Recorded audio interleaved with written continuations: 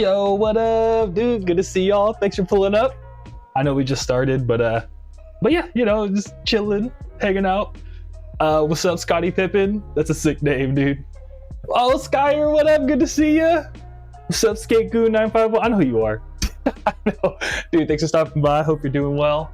How you doing and stuff? Hope you're chefing it up. And Gaming Sasquatch, yeah, dude. The 3DS camera does have some super sick effects, like 3D ones. They're a really good time. And yeah, I want to talk about it. So yeah. And Super Hideo, dude, good to see you. Hope you're doing good. I think I just replied to you not too long ago, and I listened to your mix, dude. It's so good. It's really impressive. So Simple Hideo sent me one of the DJ mixes, and like the most impressive part about it is I was listening to it and I was like, did the song transition? And yeah, dude, it did. But it was such a smooth transition. I didn't even notice like it had transitioned. You know what I mean? So it was so sick, dude. You crushed it, and your music tastes hella good. But Gaming Sasquatch says, finally able to catch a Thursday stream because it's my vacation day. Hey, enjoy your vacation, dude. Thanks for stopping by. It's good to see you. Costan says, hi, bro. Hi, bro. Good to see you. Thanks for stopping by. But yeah, you know, I mean, a lot of us are regulars. Hey, Boydstrom, what up, dude? But yeah, a lot of us here are regulars. We just been like packing orders and hanging out. So if you don't mind, I'm gonna flip some more little order stuff real quick. I mean, I'm still gonna be talking, but yeah, you know, we just settling in, getting things started. But yeah, tonight we're just gonna be packing orders as usual. So yeah. And Gaming Sasquatch says, the 3DS is sadly getting super expensive because people are starting to have more nostalgia now. Oh yeah. Yeah, I'm so glad I got mine. Let me see if I can, here it is. I have like, I think 3, funnily enough. But yeah, I got one of the Walmart Black Friday ones back in the day. I put a sticker on it. But this is mine, my 3DS. I love it. And Super Hideo says, I'm geeking out. Lamau, thank you so much. I'm gonna look at it right now. Yeah, dude, whenever you get the chance. Yeah, I think I just sent it. I'm not gonna lie, when it comes to emails, I like to schedule them because I don't know, I'm a night owl, and I'm like, dude, no one wants to hear from me at like 3:47 a.m. So I'll like schedule them. So by like default, I'll like schedule them, you know, like, but I think I sent it, like not scheduled. Skyer says, I should probably pick one up before it comes to retro console. So here's the thing, Skyer. We're old. We might be old, dude. I think it is a retro console. Just like the 360 and all of them. Costa says femboys or tomboys. I don't know. I don't know. Maybe, I don't know how to answer that one. But one thing was funny though is once I was at an anime convention, and I think it was a Anime LA, and like there was just 2 dudes like, Skyer, no! I can't tell if it's what I'm talking about right now or the 3DS being retro. Yeah, I think Skyr's talking about 3DS being retro. Because yeah, we're getting there. Anyways, I was at Anime LA, and there was like 2 dudes, you know, going to the bathroom at the urinal, and like some guy, I hope they were friends, but he just looks at his other friend, the guy next to him, and he's just like, yeah, man, you know, I'm into femboys. And I was like, dude, we're in the bathroom. This isn't the time to bring it up. But yeah. Skipcoon. Nice, yeah, man. Good to see you. Gaming Sasquatch says, I regret selling mine to buy the original Switch in 2018. Oh, yeah. Yeah, I mean, but I mean, I think that's just part of like being a retro gamer, is that eventually you're gonna have regrets, dude. You're gonna end up selling the wrong thing to the wrong something. So yeah. Espinoza says, hey, Espinoza 562, yo, 562, let's go. I'm from Long Beach, let's go. Good to see you, dude. Thanks for stopping by. Just placed your order the other day. I'm super excited. Hey, dude, that's sick. I think I might be packing it tonight then. Yeah, you might watch me pack it. I gotta print out some more order slips, but I'll let you know if I have it, Espinoza. I mean, if you're gonna stick around for a little bit. And Agnos, dude, what up, dude? It's so good to hear from you. I hope you're doing well. And yeah, dude, thanks for stopping by. Dude, Agnos, if anyone isn't familiar, is like a legendary vaporwave photographer, or just a photographer in general, but they have like, I think they have, if y'all are familiar, Death Dynamic Shroud. If I'm not mistaken, Agnos has like their Wikipedia profile picture. Like, Agnos took that, dude, he's a legend. But yeah, Boystrom people are bold as hell. I know, right? Yeah, I mean, anime conventions, I feel like anything goes, dude. It's like, I've seen some of the wildest things, I've heard some of the wildest stories. Anime conventions, they're a good time though. But yeah. Espinoza says, born and raised, yes sir. Hey, Long Beach, let's go, dude. 562. Yeah, I've told so many Long Beach stories on here already. They're just like going around Long Beach, meeting other Long Beach people. It's a good time. But yeah, let me print out one more packing slip because low-key I'm shipping something out for a friend real quick. So I need to print that out before I forget. And Gaming Sasquatch says, the new tracks you've been putting out are awesome. When I drive home on work days at 3 a.m. Hey, that's great. Hey, I'm glad that we're both up at 3 a.m., dude. But dude, I'm so glad to hear you like them. Thank you so much for letting me know. I'm glad that you're feeling them and you're liking them. And yeah, you know, just making music, try my best. I'm glad you're feeling them. And Agno says, doing good, man. Miss you, bro. I miss you too, dude. I miss you so much. I miss you so much. You have no clue. Yeah, me, Agnos and I have spent so many, like, just random adventures going around downtown LA, going to shows, talking about stuff. Just, oh, man. Trying to think, do I have any good Agno stories? I have a billion, but I don't know if, I'm trying to think of the safer stream Agno stories. What's one of them? I don't know. I feel like a lot of my memories of us hanging out is just at Avenue 26 getting tacos. There's just been so many good like times and discussions there. Trying to think. I mean, a lot of them are Crystal too. I don't know. Agnes and I have a bunch of stories together. And I don't know, for some reason, the ones that always come to mind when I'm like put on the spot is always like, the like, oh shit, like don't ever tell a soul. You know what I mean? But yeah, you know what I'm trying to say. Yeah, let me get this shipping label going. All right. And I have to not say this out loud because if I do, then I'm going to jail. Yeah, I'm sure. Do you have no clue how hard I try not to like speak what I'm reading right now? Oh man. Because normally when I'm like signing stuff, I'm sure I'll notice, but I'll like say what I'm writing as I'm writing it. And then I'll be honest, like right before this, I was looking through the fan club survey results. I'm finally analyzing it all, and it's been kind of surprising. Like, I mean, I'm gonna do a proper stream where I like kind of go over it, just for like, you know, like actually sit down and be like, this is what happened in the fan club results and stuff. And I'm gonna do like, so I guess I'll just go. I have a lane to someone that was asking me just recently, but I'm gonna do like the usual, like if you're in the Kaiju Club or Monster Kingdom, I'm gonna do the usual like film a video. Hey, what's up, y'all? It's me, Groovy Kaiju, and here's the survey results. You know what I mean? And then like you get that whole like monster essay of like what everyone felt about stuff, and then how we're gonna make 2026 for Groovy Kaiju even better and all that. So I'm gonna do that first, and then I'm gonna do a stream where if people are interested, they can ask questions and like poke at some of the stuff I'm saying and stuff like that. Because normally I try to like not to just put out the strict results. Like I try to comb through it first to make it more digestible. But so far it's been going pretty cool. You know, so we'll do a proper one. But one that was like interesting for me is last year, a lot of people were like, dude, upload more on SoundCloud. But then this year, there's only like 2 people that were like, I actively still listen to music on SoundCloud. So I'm like still on this thing because I kind of low-key stopped uploading to SoundCloud.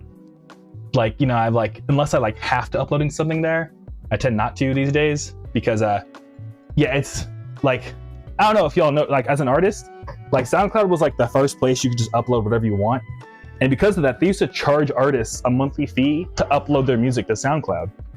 So it was like hella crazy because I was like, how are you going to charge the people putting the music on your platform to like use your platform? It's just wild to me. So because of that, you know, like low-key, I lose money on putting music on SoundCloud, which is kind of crazy. So because of that, I'm like, why am I uploading here still? And it's like always hard to tell if like people are like even listening. And since I don't use it a lot personally, like I feel super bad if I upload something and then like, you know, someone comments like, hey, I really love this, dude. Like, I love your stuff. And then like, since I don't use it, I don't respond. And then I feel hella bad. Yo, what, dude? All the bits? Espinoza, thank you so much. Dude, we just started, dude. Hell yeah. Dude, I feel, thank you so much, Espinoza, for real. And also, I don't know if you saw the video that just popped up. That's from El Dorado Park in Long Beach, dude. 562, let's go. But yeah, and Simply Hideo says, yeah, it's become another subscription to either keep or go back to Spotify for me. Yeah, exactly. Yeah, I've always been more on Spotify, but even SoundCloud Go, I feel like they've like been trying to like retroactively figure out what they like, how to run a business almost. You know what I mean? And like, yeah, so it's been a bit of a bummer. And Give Me a Sasquatch says, SoundCloud unfortunately let people steal the music of others. Yeah, that's another thing too.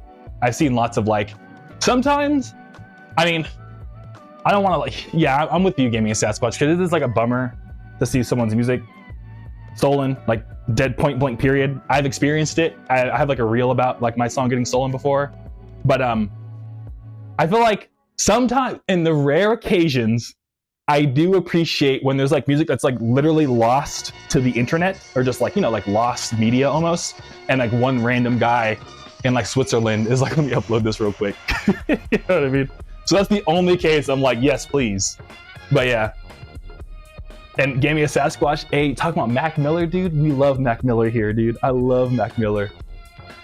My favorite Mac Miller bar is like, if you don't, if I'm not in your top 10, then you're racist. Oh, it's so comedy, dude. Anyways, Give Me a Sasquatch.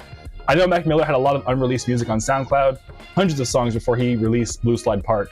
Yeah, dude. I bet, was it like, do you know if it was like all leaks or if it was like something that he did because he didn't feel like it was like, you know, ready? So yeah. And Espinoza says, no way, bro, that's awesome. Yeah, dude. A lot of like low-key. I don't know if, my bad, or hopefully you like them, but all like my music ads on Instagram, like whenever I'm skating, it's always in Long Beach. Like all those clips are in Long Beach at like different places. And yeah, dude, like I have a lot of songs about Long Beach too. Like if you ever heard like East Ocean Boulevard, that's like about East Ocean Boulevard, like on Long Beach, you know where Junipero Park is, or Cherry Park. Yeah, dude, I don't know, I love Long Beach. Actually, Espinoza, if you don't mind, someone actually mentioned the other day their favorite like food place, because they're going to visit Long Beach soon. So hopefully they watch the VOD or they're here. But what's your favorite food place in Long Beach, dog? If you got a second. And Give Me a Sasquatch says, luckily Mac's family is releasing his unreleased songs even though he died a few years ago. Yeah, like Balloonerism, dude. Balloonerism is so good, dude. The whole album he did in 13 dropped this year. Yeah, that's wild. Yeah, I haven't heard that one, but I've been loving his, like, you know, I mean, sad R.I.P. Mac Miller, but I've been loving his, what is the word, post-Homerus music catalog. It's like, he's crushing it. I mean, like, it's crazy because he's crushing it, but like, sadly, he's not here. You know what I mean? I don't know. Yeah, shouts out Mac Miller, dude. But, yeah, we're talking a bunch about, who were we talking about SoundCloud? But yeah, pretty much from the survey results, I found out that, it's like still wishy-washy if I should upload to SoundCloud, but it seems like I'm leaning no. That I'm just gonna keep whatever's up there, but I'm probably still gonna focus more on Spotify and stuff, unless I have like a specific reason to upload to SoundCloud, sadly. But yeah, there's a bunch of other stuff. Espinoza says, Baby Bros Pizza, cool. How do you feel about Pizza Times 2? If you know about Pizza Times 2. Roses, hi Roses, thanks for stopping by, it's good to see you. Thanks for coming to all the streams. You come to all of them, I appreciate it. Hope you're having a nice day. How's your day going, Roses? And Gaming as Sasquatch, Circles is amazing. Yeah, Circles is also hella good. I was talking to my buddy the other day about it. And Espinoza, you haven't been to Pizza Times 2 yet? Dude, I think like 2 streams ago, the VOD's on YouTube, but no pressure to watch it. But TLDR, the pizza is so good, it'll make you want to get a tattoo of it because it's just so ridiculous. You gotta check it out. If you have a second. It's over on, what is that, like, it's not on 4th, it's on 7th and Cherry, I think. So yeah. You're ever by that area. Gaming as Sasquatch, swimming is also amazing. Yeah, I love swimming. I think my favorite is, what's the one where he's like in the red room sitting at the chair? I forgot which one that is. But yeah, I feel, yeah, Mac Miller, all of his albums all have like bangers on them. And Zaku, what up, dude? Zaku 86, what's good? How you doing, man? Good to see you. Thanks for stopping by. Oh yeah, so I'm packing these CDs real quick. Let me get some bubble wrap. I love this song. Funnily enough, I know I'm talking so much about Long Beach, but Espinoza, sorry to keep yelling at you, but the album cover for this single, I took it like Long Beach. So yeah. But cool, I'm packing this up. I don't know why I'm putting it right here. Oh yeah, because I wanted to weigh it real quick. Rosa says, wait, Rosa says, nice day, dentist appointment went well, and I remember the story. I tried to get my bro to look into that pizza today on my way back. Oh, see, hey, Roses, okay, cool. I'm glad you remember. Yeah, it's funny you had a dentist appointment. I had one yesterday. I was gonna bring that up today too. I have so many good stories to share today with y'all. But yeah, Espinoza says, Johnson's Brothers Barbecue is goated for real. All right, I'll check it out. And yeah, Espinoza, check out Pizza Times too. But gaming and Sasquatch watching movies with the sound off is the one you're thinking of. Yep. All right, sick. Yeah, I always get the my favorite song of the album is like Suplexes Inside of Duplexes or something, and I always get that mixed up with the name of the album. But yeah, that beat, and he's like, best rapper of all time, dial on. Oh, dude, bars.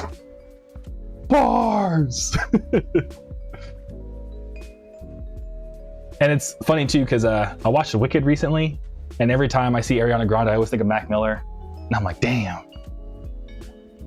So I'm like, I don't know. I know they like broke up and stuff, but it's still like I always associate them two together. So whenever, I don't know. So the whole time watching Wicked, I'm like, damn, Mac Miller would have loved this. You know what I mean? Or something like that. Or maybe he wouldn't have. I don't know. Maybe he was like, I don't like my ex. I don't know. But yeah. But yeah, what I want to tell y'all today, I got a bunch of stuff. Oh, we should probably talk about what the title of the stream is before I get off topic too much. But yes, so I made the title of today's stream. I was just making something fun, like worth clicking on. And Gaming a Sasquatch says he did almost marry her. Yeah, dude. I mean, I know, dude. I want to, like the K-pop fans, they'll like ship people together. I wish they would have like stayed together. Hey, Espinoza, thanks for gifting a sub, dude. Hey, I appreciate it. Dude, whoever got the sub, no ads, dude. Let's go. But yeah, dude, Espinoza, thank you so much. I appreciate it for real, dog. Hey, dude, appreciate it. But Gaming Sasquatch, yeah. I mean, it would have been cool if they got married. I mean, that's their personal life, but still, like, yeah, dude. Yeah, it's wild. It's wild, dude. It's wild.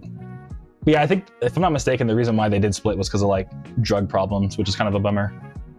But yeah, okay. So 3DS camera. Yeah, so I made that the title of the stream, where I put why you need to use a 3DS camera in your creative projects. Because one thing that's been super cool, like, I don't know, I've been kind of like getting into like Pinterest. Like Pinterest is a great place to get inspired if you're creative at all. Throw that out there.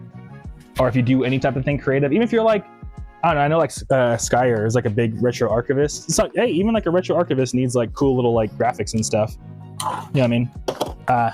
So that's creative. I don't know, creativity's everywhere. But anyways, so for my latest Ichi Mafia album I dropped, let me see if I have a CD available easily. Do I have one right here? Oh yeah, right here. Hopefully it's the original album cover. Yeah. So this album I recently dropped. You can't see it that well, but it's like my drum and bass album I did. If you look on my Instagram, all of like the product, like when I like, hey, buy the CD. A lot of the pictures, like the wiggle ones, are made on a 3DS camera because it has that like really cool effect. And since it's like the 3DS has a 3D camera, you can get some super sick like Y2K looking shots. And then there's a thing called like a wigglegram, in which it takes the two photos and it makes them 3D by like generating like a little video. So I was able to get like 3D Y2K product photos of the Ichi Mafia album by using the 3DS camera. So if you're someone creative and you're like looking for a fun way to like kind of like, take cool pictures or like something interesting, even if you're like a fashion person, I bet fashion photos with a 3DS camera would look crazy. If you did it like full quality and then you retook the photo and like the Y2K, like, oh dude. Yeah. So just throwing that out there. I want to drop that gem on folks because I would love it, because I did it and I was like, I mean, I'll admit like the post didn't go like crazy or anything, but like, I don't know, sometimes you do art for like the numbers, and sometimes you don't do art for the numbers. You know what I'm trying to say? But like sometimes you do art because you're like, oh, this is what the best thing to do. But that was like me feeding my like creative, like, oh yes, like this is sick. You know what I mean? I don't know. It just feeds that like artistic, like something new. You know what I mean? So I'm like really excited to do that more in the future. And I want to get a PSP camera hella bad. But Espinoza says that's creative for real. Hey, dude, I'm glad you're feeling it. Yeah, I mean, Gaming a Sasquatch said like the price jacked up on them, so it's kind of hard to get a 3DS these days. But if you can come across one, dude, you got like a like a little cousin or something, or your mom finds one in the drawer, dude, charge it up. Rosa says, the DS is my favorite console. I didn't use the 3DS camera enough, but the DSi did get used and it was fun. I want to document special events on my 3DS and carry it around. Yeah, you should. Yeah, I want to get a DSi too, because I feel like the DSi has its own like look on the camera as well compared to the 3DS. Because I feel like the 3DS is a little bit more grainy, whereas the DSi, I think, is the more like de facto, like Pink Pantheress kind of looking look, if that makes sense. And yeah, documenting events on a 3DS. I love it when you're like, you see all the videos of concerts and people like filming the concert on a 3DS. What was sick is me and Zaku have a homie who has a PS Vita, and he recorded one of my shows once on a PS Vita, and like the audio was just super blown out because it's super loud and you can't record that high. So it's just like the whole time. But like, you know, like it's all like 10 frames per second, just everyone dancing. You know what I mean? But yeah, I think it's super sick when people like, you know, use like retro hardware to like document stuff today. Because there is like some weird, like super sick thing. Hey, Zaku has a Pikachu edition one? Dude, you might be sitting on a gold mine, man.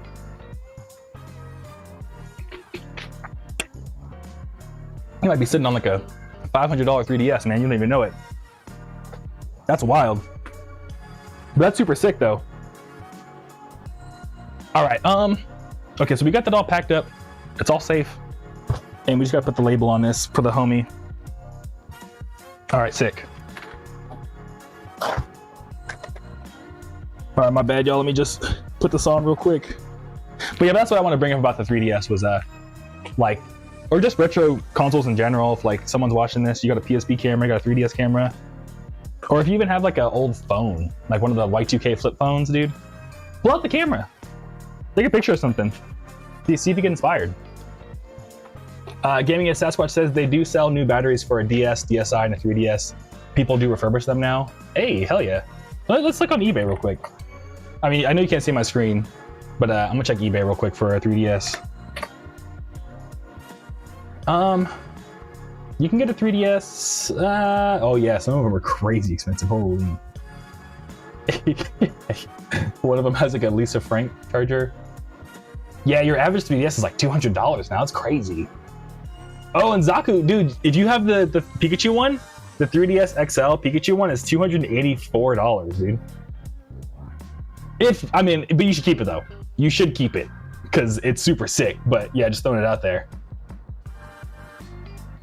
But yeah, 3DSs are, yeah, you are gaming Sasquatch. They're going for crazy. And yeah, and that's cool. You can get the battery replaced though, because yeah, sometimes the batteries do like kind of flat. But Simply Hideo says, I got an old iPod Touch, I think 4th generation. That's sick, dude. That's super sick. I think the iPod Touches had a camera on them, right? But I feel like iPod Touches always had like a decent enough camera.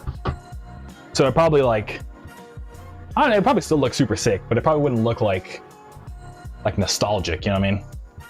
Wow, you can always try it out. It's even just nice to have, you know what I mean? All right, cool. And then I did put this in right.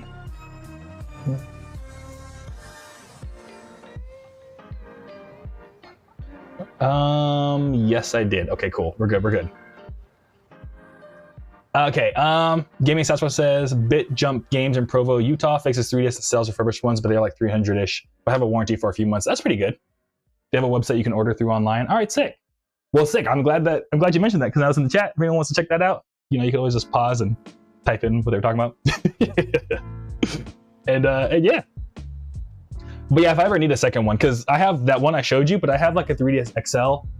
I think I might even have a second 3DS inside of this deep, dark dungeon over here. So yeah. All right, print that out. And Rosa says, what's a fair price for a 3DS? I wanted to one day buy a new version. Oh, I mean, looking at eBay, it looks like $200, $250. It depends on what 3DS you're getting though. And yeah, as Gaming as Sasquatch says, depends on the condition, if it's refurbished, and like what design it has on it. But yeah, I think that, you know, it would be a steal. You can find one for like 150-ish, but you're probably looking closer at like 200. Just looking at eBay real quick. So yeah. And yeah, Gaming Stats with the Pikachu one's hella expensive. So yeah, Roses, hopefully, yeah, if you know, maybe one day. No. And Zaku says, hell no, I'm not selling that. It's hacked too. Yeah, it's sick, dude. Yeah, I love jailbreaking. In fact, I was gonna bring that up. If anyone here is like is into like jailbreaking stuff and all that, does anyone remember that the 3DS had the free shop? Where I guess they hacked it so good you could download games directly from the eShop for completely free, because like they messed up the computer security on it. So like, I forgot I got some game from there, and I was like, not even because I was like, I already owned the game, but I was like, because I used to work in software engineering, so when I saw that happen, I was like, yo, how did they mess up that bad? You know what I mean? Like, yo, because I used to work in web security. Well, I used to work in web performance, so like, this server talks to that server, and they're all friends and stuff. So because of that, I know a lot of like computer security stuff, just because I used to run my own servers and everything. And so when I saw that, I was like, yo, I can't believe they goofed that up. That's crazy. You know what I mean? So yeah. All right, cool. First package of the day is done. Let's go. Oh, did I not print out the other one? Oh man, I'm all over the place. But Rosa says, okay, thanks for the info. I'm glad I have one anyways. And yeah, hacking it is great. Yeah, that's what's up, Roses. And Simply Hideo says, that's what I have on my PS Vita. Dude, I want a PS Vita so bad. I want one so bad. I was like, there's been so many times I was like just about to like, what's it called? Like pull the trigger on one, but then I ended up just not. And I was like, why didn't I? So yeah. Then like, PS Vitas also go for quite a bit. Like they're not cheap. And are these all the ones? Oh, someone was here earlier that said they put an order in. Let me check. Let me see if I got their order in. Who ordered a few days ago? I'm rereading the chat real quick, my bad. Doing good. Wait, it was like when we first started, no?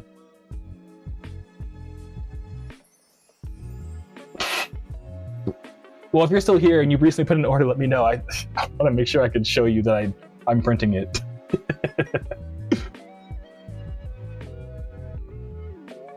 We were talking about Mac Miller. I don't know. I think it was someone on Instagram. But Rosa says, I'm working on adding a ton of games to my close friends DS. It's a 3DS Galaxy themed. Oh, that's so cool. Yeah, the Galaxy 3DS. I remember when it dropped, I was like, why would they? This is such a goofy like design. But as I've gotten older, I'm like, yo, the design. Oh, Espinoza. Okay, cool. Thank you, Espinoza. Let me check. Oh, I see it. Hey, yeah, I'm gonna print it out right now. Sick, dude. And I'll throw in a bunch of extras in there for you because because you're here. So I'll show you some love, man. Some 562 love. Hey, you get the hydrate. All right, let me drink some water. Thanks for doing the hydrate. I've been talking so much already that I always forget. That's why I made it one of the channel goals.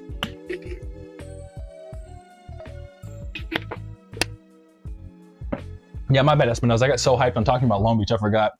I already forgot what you had said. It was you. All right, sick. Got that in there. Gaming is Sasquatch.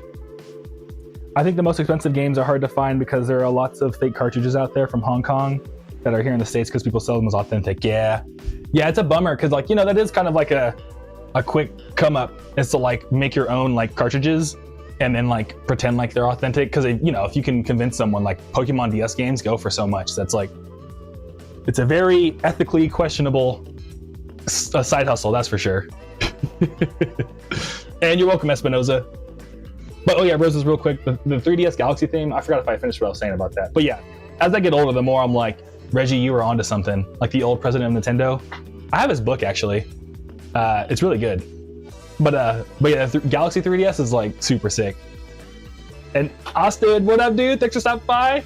Good to see you. Good to see you again. Hope you're doing good. How's your day going? And Gaming Sasquatch, the Monster Hunter 3DS is also really cool. My coworker has one paint job, the one with the paint job. It's super sick. Yeah, dude, I remember when those dropped and I was like, yo, that design is crazy. But yeah. The 3DS, they were like going wild with all the sick designs back in the day for the 3DS. Like they were just pumping them out like left and right. All of them were kind of banging. And James says, why you gotta be streaming when I get off of work? I gotta get home to my family and watch some Rookie with my wife. Oh, that's nice. Trying to watch your VOD and timestamp my comments. I'm being extra for no reason. Dude, it's all good. I appreciate you coming by. Yeah, I'm doing it this time because I don't know if you remember, but the survey thing I put out, this is what most people said they were good for like time-wise. But you know, I'm flexible. We just started, but we'll figure it out. Yeah, if anything, I might start streaming more. I'm thinking about trying to stream on Saturdays, but I don't want to commit to it because that's usually when I go skateboarding. So I'm trying to like find the right balance. But either way, dude, I appreciate you stopping by, James, and I hope you have a really nice night with the family. And yeah, if you timestamp the VOD comments, dude, I'll reply to them. So like, feel free. I'll still get back to you. And gaming at Sasquatch, they even have fake Nintendo 64 cartridges now for the last 7 years. I've been seeing them in the wild. That's wild, yeah. Yeah, it's been going on for a cool minute. Like I know there's lots of like Pokemon games that often get like reprinted or like, you know, non-authentically reprinted. I've been to a lot of swap meets where like, you know, I've kind of noticed even like non-Pokemon stuff, like random Game Boy Advance games would be just like redone and stuff. Cause you know, we're like on the top where it says like Nintendo on a Game Boy Color cartridge, it just said game. But it would have like the exact sticker and everything. But yeah, this is, okay, cool. Oh no, oh, I caught it, let's go. Zaku says, all I'm saying is Nintendo don't love you, dog, they love your money. Honestly, I think that is 1 billion% true. I think they're very much a business first before anything else. And yeah, I don't know. I think after reading what's it called? Like Reggie's book, Reggie Fils-Aimé, and they wrote a book on like how to be a good business leader and stuff like that. And I read it just because like, I don't know, low-key, that's one of my like bucket list things is to meet Reggie Fils-Aimé, because low-key, like, I don't know, growing up, he was someone that like, who looked like me before I grew all my hair. And to see him be like the president of Nintendo of America was always like, that's the coolest guy that's ever lived ever. So like, I'm not gonna lie, there was someone I looked up to as a kid. So I bought his book just to see what they were talking about. And yeah, I mean, they made it seem like, I think Nintendo very much is like a lot of artists who, like Miyamoto and all them, like there was lots of moments in the book. Like for example, when Reggie wanted to put Wii Sports in the Wii, they were super against it because they were like, look, man, like what we make is like valuable art and we're not gonna devalue our art just for like, you know, whatever. Like they very, very much were like into copyright and stuff because they were like, no, look, like our games mean something and like, I'm not gonna just give it to people for free, like fuck that. Which I respect it. So I think a lot of it, even though it is like a money thing, I think it also is just an ethical thing where they're like, no, this is art and you're gonna pay for art because we put our blood, sweat, and tears into this, which, you know, I can't blame them for. But anyways, Rosa says, are you aware of R4 cards as a game card where you just put a ton of DS games? Well, you can just do that on a 3DS. It's useful to have for extra space. Yeah, I mean, I'm not gonna lie, I might own a DS in my dungeon with an R4 card in it.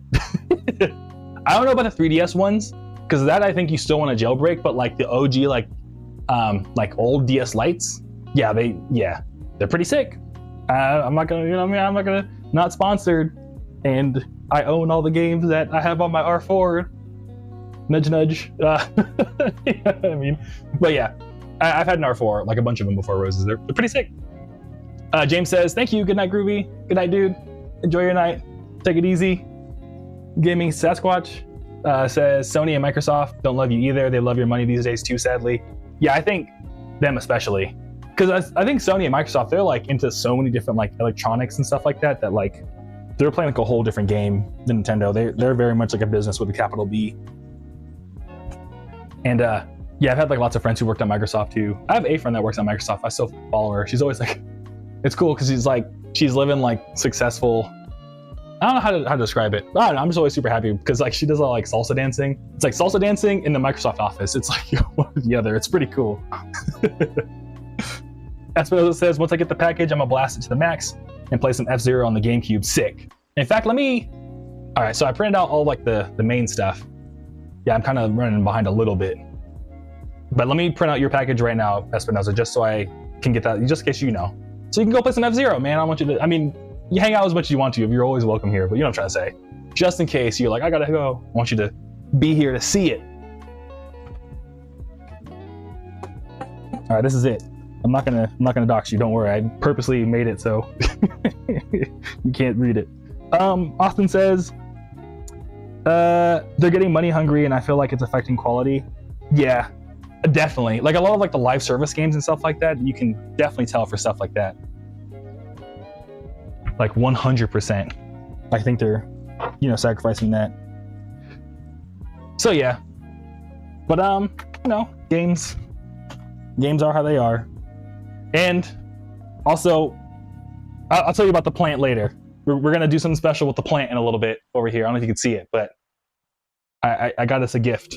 Like legitimately got us a gift at Home Depot. But let me pack this order for Espinosa real quick before I get too into this. Espinosa says, will you have an event soon or plan later on? Do you mean like a streaming event or like an actual like show concert thing? Cause streaming event, we just kind of do it by ear. We just all been hanging out here, having a good old time. But in real life, like concert, actual show, like you said, not right now. Just because I used to do them all the time in LA. I used to have a show called Crystal Nostalgia, and it was a lot of work. And then I recently moved from LA and like Long Beach really to Phoenix, Arizona. So I'm still trying to like get my bearings out here and stuff like that. And I mentioned a bunch of times on stream, but also like running your own show costs a lot of money. And I haven't been in a spot where I can like risk a bunch of money on something yet, especially because I just moved out here. So I don't know, like, you know how people work. Because venues, as much as like, if you find a good venue, like venue owners like kind of get the short end of the stick too in the whole music industry thing. But you know, a venue can really, really like mess you over if you aren't careful. Thankfully out in LA, I had like a really trusted venue owner.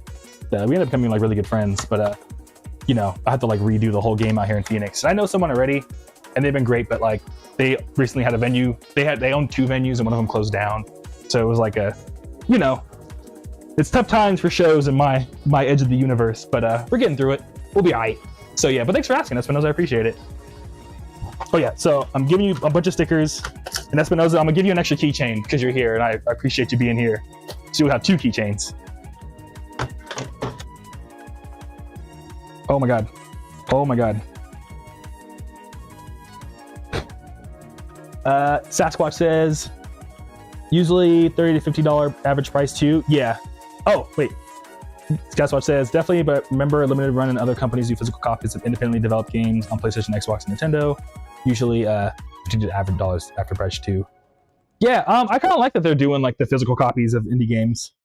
Like I remember I bought something from Limited Run Games. Like Limited Run Games, like they're kind of like doing the Lord's work. Cause I don't know, I like that they're like kind of, even though it is a little bit of like a goofy like, oh, collector's edition, I feel like they do it right. Cause like you can tell it comes from a place of like, I'm not just trying to give you junk. It's like, I'm at like, I don't know, like I got the Scott Pilgrim like thing from them, and it was just so sick. Like the whole like carrying case, and it was all like pretty decent quality. And I was like, yeah, they really wanted to like for real make this right. You know what I mean?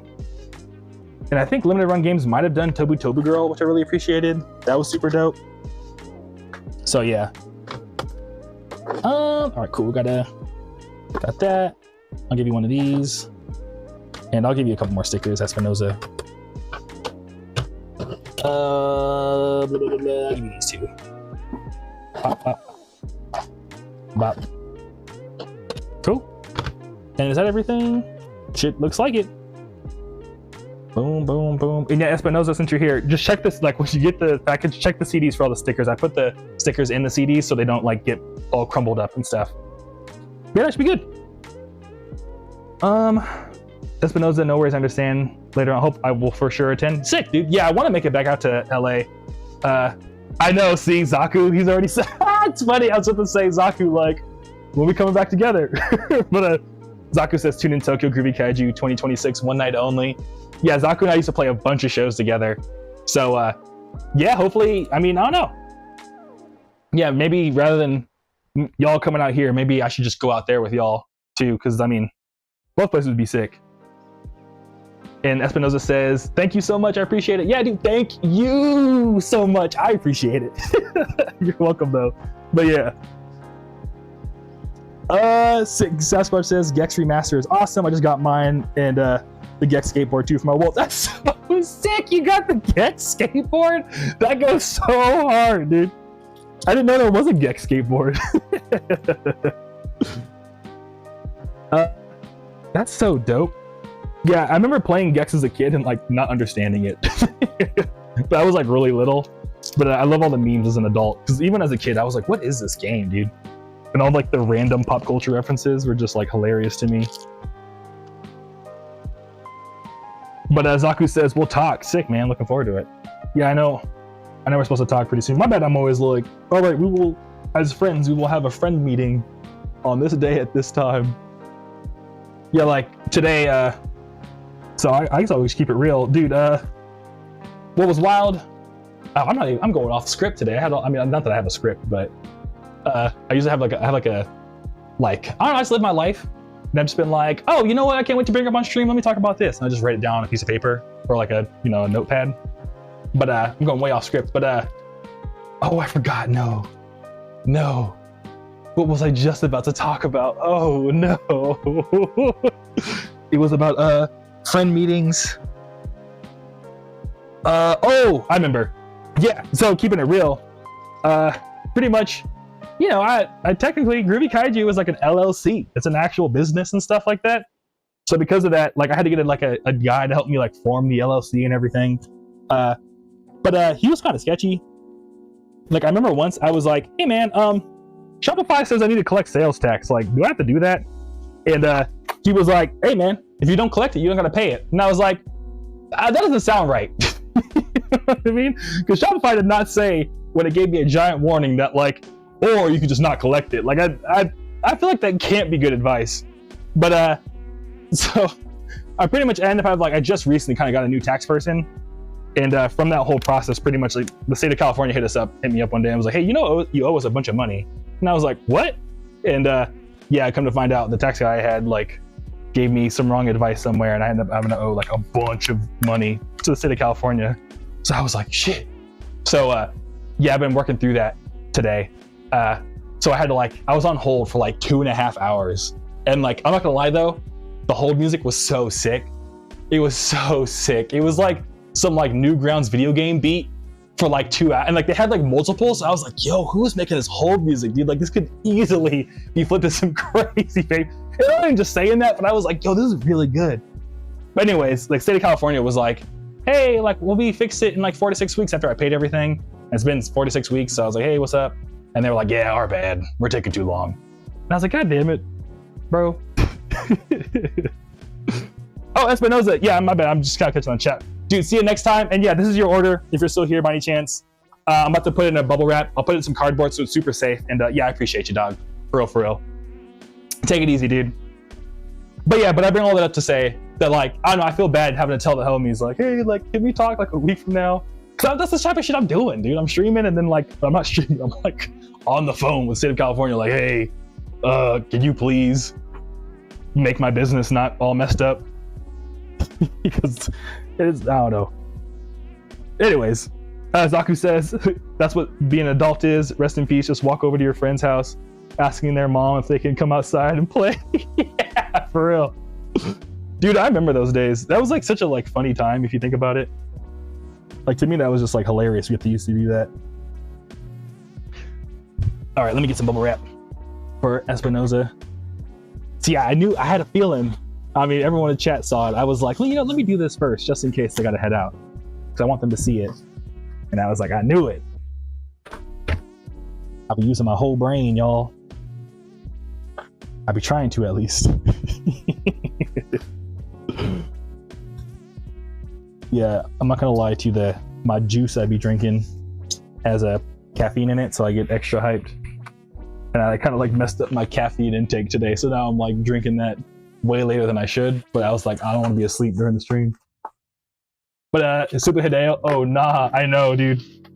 Like when I got the phone call too, I was like, oh dude, like I don't know. And it's like weird too, because I have a new tax guy now. And my new tax guy was like, he said, what to you? He was like, I don't. I was like, I can't believe you stayed with him for that long. And I was like, yeah, you know, like Zaku said, you just get busy sometimes, and like, I don't know, like, and plus I was like, there's no way he's that bad. And then yeah, now I'm like still paying the consequences, because like I left him like about like a couple of years ago, and yeah, I still like every once in a while like get an email or something, and I'm like, fuck, all because of that one tax guy I had. But hopefully this was like the last like lurking hidden problem for me. That would be alright. We got all squared away. Gavin Newsom, the governor of California, isn't coming after me anytime soon, so I think we'll be okay. Rosa says, "Ouch. Hope that gets fixed. I remember the hassle to get insurance to get my dentist appointment, but at least the hold music was cool." Yeah, right. Hold music's kind of underrated. Like I saw on Instagram really the other day of some guy, like I guess he called some random hold music place. He's like, "You should put my EDM in there," and they're like, "That's a little too aggressive." But yeah, it was a joke. But I was kind of like, I don't know, man. Hold music's kind of goated, dude. Kind of underrated, man. Like the guy's music was good, but I was like, dude, have you heard hold music lately? I don't know. You're getting extra good at it.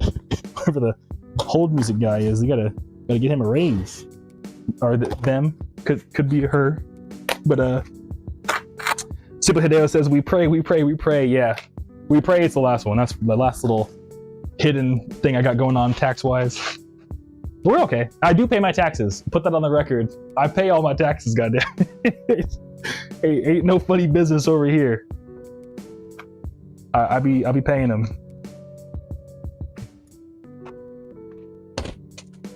All right, cool. Yeah, Espinosa's package is all super sick. But sick. But Rose's, yes, dentist appointment. So I went to the dentist yesterday. That's another thing.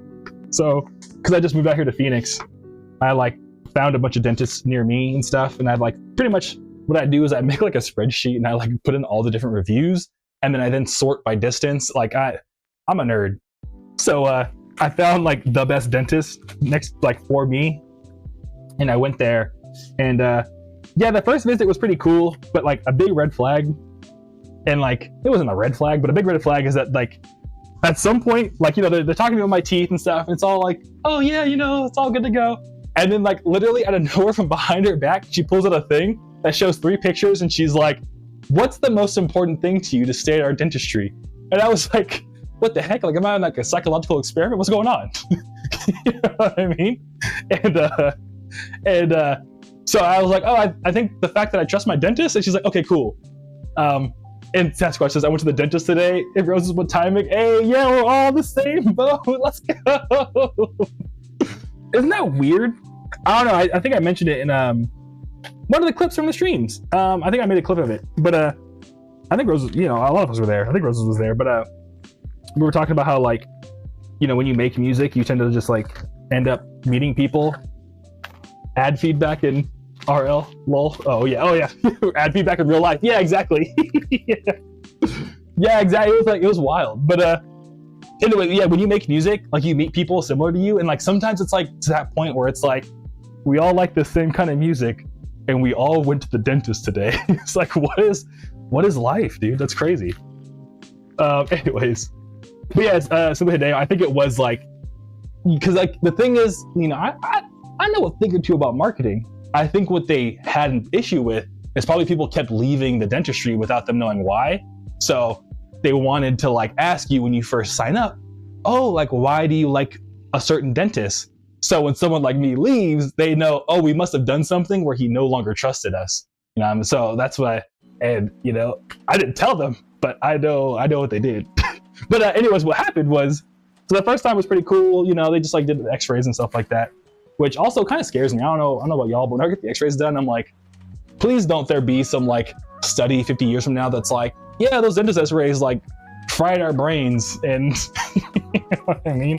And that's why we all have some random brain thing going on. So I also like the idea of like a giant X-ray camera just pointed at my head. I don't know. I'm like, who thought this was okay? But they're professionals. I don't know. What do I know? I make anime beats. You know what I mean? I make jazz. Anyways, what's it called? So pretty much the first time was okay. They took all the x-rays and stuff. They said, hey, you have to come back for your cleaning, right? And so I go get my cleaning the next time. And like, there was a woman, she was like, hey, like, I'm gonna come help you out and stuff. And like, I was with my partner. And then my partner said, like, hey, you wanna come in the back? Like, you can like, rather than sitting in the lobby, you can come back with us. And she's like, yeah, sure. So it's all three of us in the back and she's cleaning my teeth. But because she was like, at some point she was like, okay, so like, how's it going? How's your day going? Like, what you up to? Where you guys gonna go after this? Oh my God, sounds so much fun. Because she was like super talkative to like my partner. She wasn't paying attention. So like there was one point where she like dead ass wasn't paying attention, had like the little like water sprayer floss thing, looked at my girlfriend talking to her and like sprayed me in my eyes. And I was like, oh, no, I got dentist water in my eyes. What do I do?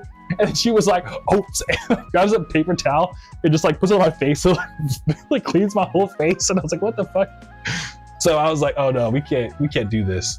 Because my thing with dentists is that like, they all cost the same. So why am I gonna stay at a bad dentist? Because like, if you're gonna like just spray water on my eyeballs, what's it gonna be like when you have a giant needle with like Novocaine? You're just gonna like, oops. You know what I mean? So yeah. Anyway, real quick, Rosa says, the dentist I went to was the best one so far. I was impressively cavity free and it was just a quick cleanup. Yay, let's go! Yeah, I haven't had cavities for a while either. But yeah, congrats on being cavity free. High five, bam. Yeah, I am too. Let's go. No cavities. But yeah, and Rose's lemon. I like energetic dentists, but that was too much. Yeah, it was way too much. Because they weren't like paying attention. I was like, no, come on, man. Like, you got a giant sharp object in my mouth, please. Lock in. You know what I mean? And Sasquatch says, finding a good dentist can be hard. Yeah, and that's the thing that kind of like messed it up. Is and Simply Hideo says, yeah, because one wrong move with the needle and they strike a nerve that messes everything up. Exactly. Yeah, because this is like, it's for real stuff. Like, you know what I mean? Like, this, I need my mouth. You know what I mean? I need my mouth, please. But yeah, finding a good dentist is hard. I didn't realize there was like good. I think all dentists kind of sucked. Like just the art of going to the dentist kind of sucked. Because when I was growing up as a kid, my mom would take me to the dentist, and all the dentists were always like, you know, not that great. I remember one time I was like, "There's no way this is right." When I was like 16, and they were like, "Hey, we need to take a picture of your like cavity, so you know we can get like the government, you know, subsidy for your insurance or whatever." Because you know I grew up not much money, so like they were like, "Yo, like we need to like do Medicare stuff." Anyways, but they deadass just brought out like a Y2K point and shoot camera. And they're like, "Open your mouth, we're gonna take a picture." And I was like, "There's no way that like something is right where you just were like, let me just grab a random Y2K like cheese like disposable camera to take a picture. Like you don't have like a professional dentist camera." So because of that, I thought all dentists just kind of like, all just kind of like it was just like a painful process. Austin says, I found a good dentist, Lamau. He just talks about video games. That's super sick, dude. That's so dope. And Skyer says, yep, even harder is finding dentists who accept adult Medicaid or Medicare. God forbids you need help. We broke and dental care. I know, right? Yeah, and it's kind of like similar is that like, I think I watched a video once about how like dentists who work on Medicare, like the whole way it's like incentivized and set up is like to get as many patients through the door as fast as possible because like Medicare is like a discounted price because they pay in bulk or something like that. So yeah, so to your point, like, you know, U.S. healthcare, it's wild out here, man. But yeah, hopefully they fix it. I don't know, the powers that be. I mean, I don't got my hopes up, but maybe one day. Oh, excuse me, maybe one day. But yeah, to your point, finding a good dentist. Yeah, when I was a kid, I had some pretty bad dentists, probably because of the Medicare thing, like Skyer was saying. Because like, and again, I'm not an expert on healthcare, but I watched a YouTube video once that talked about the whole like churn them out mentality of like Medicare dentists, which isn't their fault because they're running a business, but it's like more like the system incentivizes that, so they're gonna do what they're incentivized to do. You know what I mean? So yeah. Wait, I gotta use my brain for a second. Wait, what am I doing? Okay, it would be this one, but I need to make it 1 pound. Boom. They're like trying to do like like weight math in my brain while like trying to talk about this. But Skyler says most dentists don't even accept Medicaid, and I quote, "They don't pay fast enough." Yeah, exactly, because it's like incentive. You know what I mean? Like the incentive structure on it is like kind of goofy, or just the way it kind of works is goofy. We gotta figure it out as a people. But so I had like a not that good dentist when I was a kid, but then thankfully I ended up like doing good in school. I went to college and stuff, and all throughout college I don't think I ever went to the dentist because I was like, I mean, I'll figure this out when I actually have money as an adult. And then after college, I got my I think the first time I went to the dentist was actually in Long Beach. Actually, yeah, I take it back. When I got my so wild thing is while I was in college for computer science, which you can't see I got a degree. You can't see it's up here. It's crazy because it's like my degree, and then it's like this super sick photo of Electronicon. I'm sorry, this is actually, I don't think I've showed this off yet, but I have this crazy photo. Oh my God, can you even see that? But it's Saint Pepsi 3D Blast. So all my Future Funk fans out there, it's Saint Pepsi 3D Blast, First Class Collective, Zico, I think, if I'm mistaken. Yeah. Pad Chennington, Agnar, Data Girl, Nano Shrine, me, and Power PCME, all in one photo, like just legendary Vapor meetup photo. Right on my college degree. Anyways, so yeah, I pretty much was going to school for computer science, but actually ended up getting like a for real software engineering job while I was still in school. So once I had essentially when I had money, I actually found a good dentist, and then I was like, oh, this is what a good dentist is like. And I had multiple good dentists. So now my bar for dentists is pretty high. So yeah. But I bring it up because I found a new dentist, and they were super sick. Yeah. Real quick, simply Dale, that's tough. I know.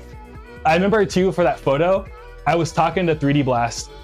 I was talking to Power PCME about cooking, which we talk about all the time here, which is kind of funny. But yeah, I was talking to them because I was like, we talked about MSG before. I was telling them that. It's just funny because it's all full circle. But I was talking to Power PCME because they were like, oh yeah, I love making, I think they said egg soup or something, or it might've been fried rice. And I was like, oh, do you have MSG? And he was like, no. And I was like, how are you gonna say you like Asian cooking, you got no MSG? And I started roasting him for not having MSG. And then Data Girl comes up and she's like, Groovy, you gotta get over here. And then so I walk over, and then yeah, it's this epic picture. And then First Class Collective, Zico, mailed it out to a bunch of us.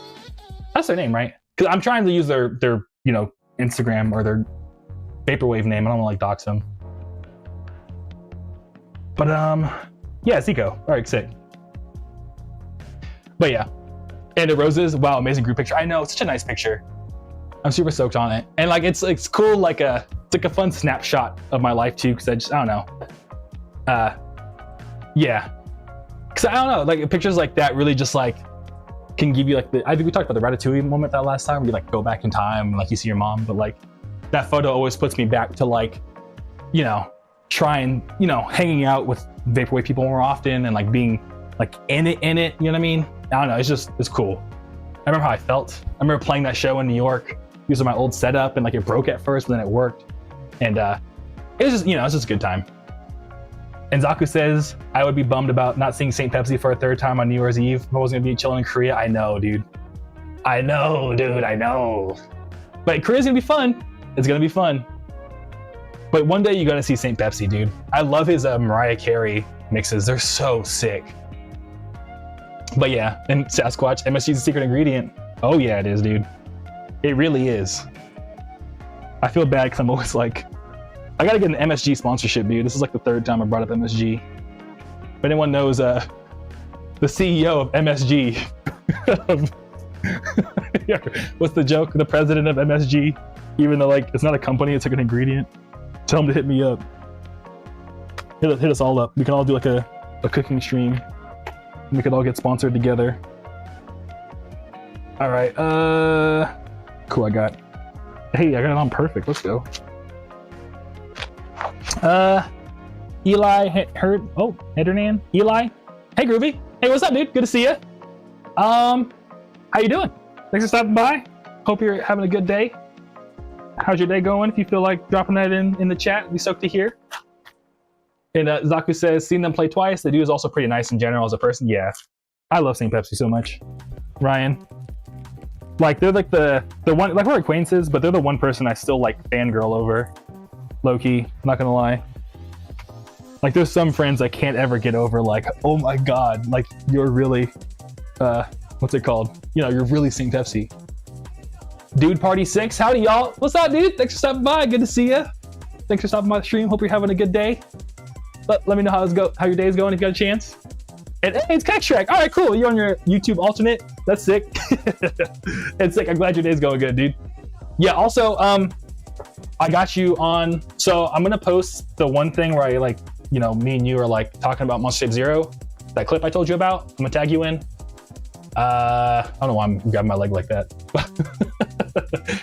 Let me find it. I think it's December 6th, which I know is a long time from now, but it's because I've like made so many little things that are coming out, and I, like, you don't have to fit it in between like songs that are coming out and stuff like that, and you know the holidays are coming up, so I have to like push it way back. But it should be, or it's December 3rd actually. So yeah. So Kextrek, I got you on the tag on Instagram on December 3rd. It should pop up. I think it'll be early in the morning too. At 3:15 p.m. Phoenix time. So yeah. But Dude Party says, just discovered you from Instagram ads, gonna buy your CD tomorrow. And hey, dude, thank you so much. I appreciate you want to pick it up. Like, dude, that's so sick. Yeah, dude, glad to hear you found me from Instagram. And yeah, this is me. We'll be hanging out here. In fact, we're packing a bunch of orders right now from the free CD. So yeah, if you're here today, if you get the CD tomorrow, I stream it on Sunday. So if you come by Sunday too, you can watch me pack your order if you want. So throwing that out there, but no pressure. And I'm glad to hear your day's going good. But yeah, thanks for stopping by, man. It's good to see you. And Kektrick says, I'm in a really great mood today. Sick. I'm glad to hear, dude. Yeah, so am I. I'm just hanging out. We're talking about dentists. and we were all at the dentist today, apparently, which is super sick. But, what's cool is, actually, let me write this down real quick. Oh, yeah. I gotta sign this. This is going to Espinoza. They were just in the chat, so I want to like shout that out when I sign it. Thank you, just to like, you know, because you know we're all real people, even though it's all the internet. Like we're all real people living real lives. So,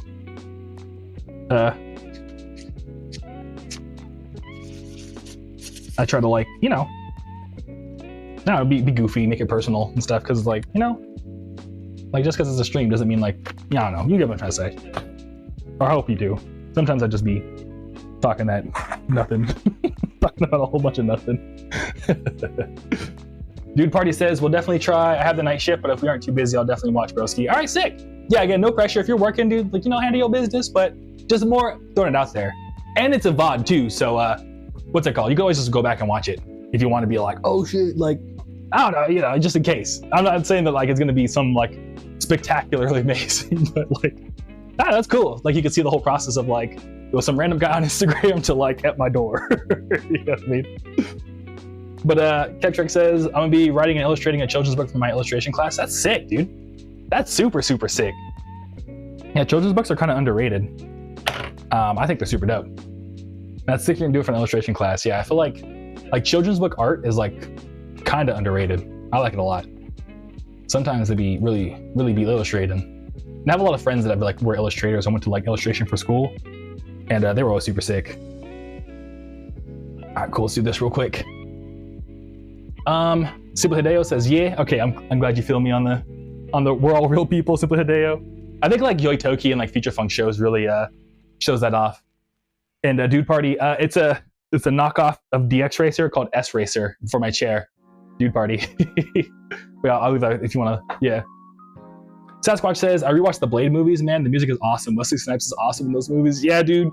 Blade is super underrated. I remember my dad used to watch it all the time as a kid. And I feel like that vampire scene where they're all like in the techno club with the vampires. Back when I was like partying a lot in LA, like every like show I went to felt like that. And oh my bad, Chasm, what up, man? Good to see you. Thanks for stopping by. Yo, how you doing? Good to see you on Twitch too. Sasquatch says, especially Trinity, with the music by RZA from Wu-Tang Clan. Yes, dude. I love RZA. What's his album? There's an album he has that like super good. It might be. What was it called? I don't know. Now I'm gonna have to look it up real quick. And Dude Party, it's the same. Yo, this was up, dude. I'm going with the shame chair. It's comfortable. I like it. Rhythm albums. Oh, he did the soundtrack for Afro Samurai. That was super sick. But was it Bobby Digital? I think I like Bobby Digital. One of the Rhythm albums, I'm like, yo. I know it's like such a like fake RZA fan, but like I know there's a RZA album. If I saw the album cover, I'd be like, that's the one. But yeah. But sick. So shout out to Jay. Jay got Destroy All Monsters, and a Radical Reptar pin. Yeah, I'm about to, what's it called? About to put Destroy All Monsters on like a super sale. Or actually not that, well, I mean, holidays coming up, so I'm about to do a holiday sale starting Sunday. But these are the last 50 before we do a whole new Destroy All Monsters next year. Oh my God. I'm about to drop everything. Wait, it's right here. I almost like grabbed the wrong thing. Sasquatch says, especially the RZA album for the Afro Samurai music is fire. I know. I just watched Afro Samurai not too long ago with my buddy Newport. They have like a CRT with a DVD player built in, and DVD player built in. Funnily enough, was it built in? It had it was the VHS. I think it might have been a built-in DVD player. I'm not gonna lie to you, which is kind of crazy. But yeah, we watched all of Afro Samurai together, and it was a good time. Super good time. All right, sick. They got a Radical Reptar pin. Gonna throw in a bunch of stickers to Jay to say thank you for grabbing this. Gotta give him one of these. Gotta give him one of dems. Gotta give him one of dems. And yeah. Excuse me. And I think that's good. Yeah, I think that's enough love. Should I give him? Nah, I'll give him one more. Why not? Actually, I'm running out of these. Honestly, that's one thing that's hard about like packing merch is that like I want to give out so much, but sometimes I'm like, wait a minute, I'm running out of those. I probably shouldn't. You know what I mean? But either way, Jay, you're getting if you watch this, you're getting a ton of stickers from your friendly neighborhood kaiju. Sasquatch says that song Brother's Keeper is amazing. Have I heard that before? I can't play it, or else because like it's all like my Spotify is like linked to the stream. But here, I'll put it on my my Spotify. Well, I'm gonna find it on YouTube.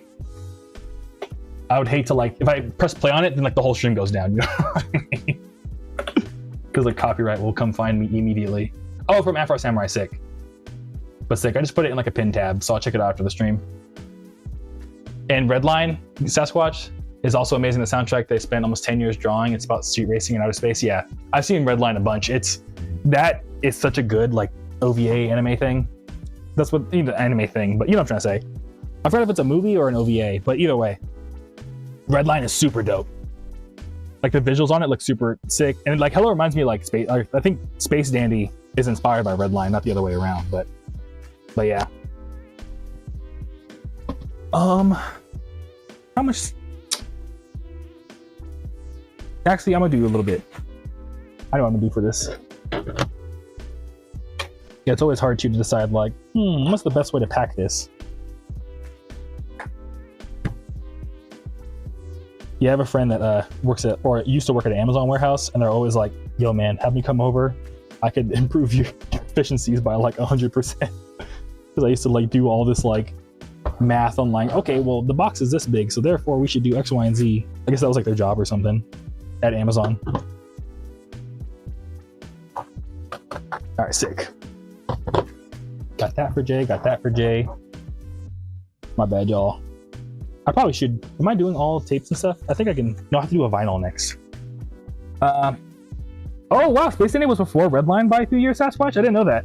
I thought Redline was like older for some reason. Okay, sick. Well then yeah, Redline I think was hella inspired by Space Dandy. Even like the main character kind of looks like Dandy. In my opinion. Doom, doom, doom. I love this song. But what I wanted to bring up next was to you. Yeah. So before I got super off topic, we were talking about dentists. What was super sick though is I've been going to the gym, so I'm starting to get a little buff. I can like flex a little bit now. Like, you can't see it on stream, but like when I flex, it actually like is like, oh, there's something there. You know what I mean? And what was cool is when I took my blood pressure, the lady was like, oh my god, like your blood pressure, it's so perfect. You know what I mean? And I was like, hey, thank you. And I guess she said I have like a runner's blood pressure. She was like your blood pressure, if it was this, it would have been really good, but yours is even better than that. And I was like, oh wow. But one super funny story I have about going to the doctor and like blood pressure and stuff is so my little brother, their name is hey, real quick, Austin says, I had to get back in stream to make sure I heard it correct. You're doing a discount on my favorite Groovy album, Aviscerall Monsters, and you're making another one? Austin? Yup, yes I am. So pretty much, let me explain to Austin real quick. Pretty much, so this is like a box of just, like, I don't have that many in here, but like this is a box of Aviscerall Monster CDs. I counted them, I have 50 left of like the original CD of Aviscerall Monsters. But next year, like early next year, I'm gonna be dropping a New Game Plus edition of the album. So for Black Friday, starting on Sunday, I'm gonna start like a holiday sale where you can get it for like much cheaper, the CD at least. And then next year they'll be like, because those are the last ones. I'm not making any more of the regular edition CDs. And then next year, like I think end of January, I'm gonna do a whole vinyl, tape, and CD run of Aviscerall Monsters in a New Game Plus edition. So like 2 songs are brand new, and then yeah, but then it's vinyl of VTech. So I mean, vinyl of VTech, let's go. So yeah, Austin, that's the deal. I mean, well, not the deal, but that's what's gonna happen. It's coming. We're gonna do it. It's gonna be fun. So yeah. And Kekshuk says, I can see your gains, Groovy. Hey, thank you. Yeah, I feel like where I see it the most is my chest. Like I feel like I'm starting to like walk around like this a little bit. At least I feel that way. I don't know. Maybe it's all in my head, and I'm like doing it without even realizing that I'm being a little silly and like walking with my chest puffed out. But sick. All right, let me put this keychain. Oh. Put this keychain in some cardboard so it's extra safe. Protect it a little bit. And Austin says, hype! Sick, dude. I'm glad you're hyped for it. Thanks for letting me know. Yeah, I'm super stoked for it too. Especially the new songs. I'm excited to see what everyone thinks. Low-key, one of the new songs is the same like starting point or the same sample as one of my like more chill beats. So like on my Aviscerall alias that's like playing right now. But it's just now it's like I Groovy Kaiju did the same like bass sample. So I'm excited how people think of that. But then the other song is called Be Yourself and Love Somebody. And I like that song a lot. It sounds very D'Angelo-y, who like recently passed away, so RIP, but yeah. But I'm super stoked. I listen to it all the time. But Kektrek says, hey group, you ever need someone to make a CD cover? I'll do it for free if you want. Hey man, thanks for the offer. I appreciate it. So far I think I don't have any like immediate needs for art right now, especially for CD covers, but yeah, I have like a whole like thing where I have like a list of people that like have offered to do art stuff. So let me add you to that. It's under my here. But yeah, I appreciate the offer, Kektrek, for real. So much so, I'm writing it down to make sure I keep it in mind. Kektrek from stream said they would like to do some art. Yeah, because I've said it like a bunch of times in, not on stream, but like just in random places that like, I don't know, my dad was very much the kind of person that was like, if someone's gonna help you with anything, you must pay them. So because of that, I've been very like, not like against it, but like, very like cognizant of like, let me make sure I have the resources to throw somebody at least something. Just because I feel like my dad would roll. My dad would be so pissed. Just out of respect for my dad. So yeah. But that being said, though, I mean, I've said a bunch of times on stream so far that like, we getting through our money issues and things are going good. So hopefully sometime soon there'll be a spot where like I want to have like a, support the community fund, if that makes sense. Because like I've said it, I don't know. All stuff I've said like in random fan clubs over I don't expect you to know it, but you know what I'm trying to say. I want to start like a, community fund, and like there's a lot of like what Monster Kingdom is about is like which, you know, again, not trying to, I'm just throwing it out there, but the mission of the Monster Kingdom is to enable the creation of music, art, and community to help people fight their monsters of the past, present, and future. And part of that, with all the funds that come in and stuff, I want to make like a whole, like what I'm trying to say is like a weekly budget, let's say, where I could just commission people who are like actively, you know, like either like listening to Groovy Kaiju or like hearing the streams or something like that, or in the fan clubs, and like kind of like show the love back to all of us and have our own little like, you know, community and stuff. And we're all like making dope art and everything, and make this more of like a shared project for all of us. So yeah, hope that makes sense. But we're not quite there yet, but we're getting close. We're getting real close, I'm not gonna lie. But yeah, anyways. Ketrick says, yeah, I want to keep shit real tight between us because I really want you to make music for my game. Hey, sick, man. Yeah, I appreciate it. Yeah, like, what's it called? Yeah, like I was saying, I think I said this before, but I mean, you know, we're just talking. Not trying to like, oh, I said it, but, you know, I mean it like in a friendly way. But yeah, dude, is whenever you have like the game going together and stuff, let me know. Because I think I mentioned that I did like music for one game that's like in a Kickstarter right now. It's like almost done. But I've only ever made music for one game before, but through that process, I've learned that like I have to have like some type of demo at least, or like a video. Because what I do is I have the video on one screen and while I'm making the music. Because like even things like tempo and like pacing of the game, I think really affects the way I want to make the music. You know what I mean? And I'm pretty stoked on like, pretty much like I made like the game I made, oh my God, the song I made for that game I worked on, or I helped out with, I made the song first, and then I like watched the video of the song playing to make sure like, oh yeah, this makes sense, you know what I mean? So I would hate to just make music and then like, you know, and then like it's just completely, it feels out of context. Because yeah, you know what I'm trying to say. I just want to make cool stuff, you know what I mean? I want to make it as cool as I can. But Rosa says, I love that it's also very welcoming and friendly. Oh, thank you. Yeah, definitely. I'm so glad to hear that. Yeah, I just try my best to. I just try to make it like, you know, because we're all real people. I'm just like, yo, what's up? How you doing? You know what I mean? So yeah. All right, sick. This is super mega safe. Let's go. Ooh. Actually, I probably should have. No, I think we're all right. Damn. Sometimes when you're like packing these orders, I like get thoughts of like, oh, I forgot to like do this one thing. Now I gotta break open this thing I just taped up and check to make sure I did it right. You know what I mean? So Jay, if you're watching this, I'm trying to make sure as best as I can that this is all super good. Yeah, because another part, because there's only 50 of these left, I always forget like, how's it look? Oh yeah, I put stickers in here, duh. I'll be honest, what happened is I shook it and I felt something shake. I was like, did something break? Is something broken? I'm not gonna redo it all. But yeah, so the dentist told me, I'm sorry, getting off topic. The dentist told me I have a really good blood pressure, and I was like, I'm gonna go to the gym, and they're like, sick. But the story I wanted to tell was, I have a little brother, and their name is Jordan. And what's kind of wild is my mom let me name my little brother when I was like, I think I was like 4 or 5. She was like, what do you want to name your little brother that's coming? And I was like, you should name him Jordan. And you know, I was like I was a young black kid from in Southern California. So in the 90s.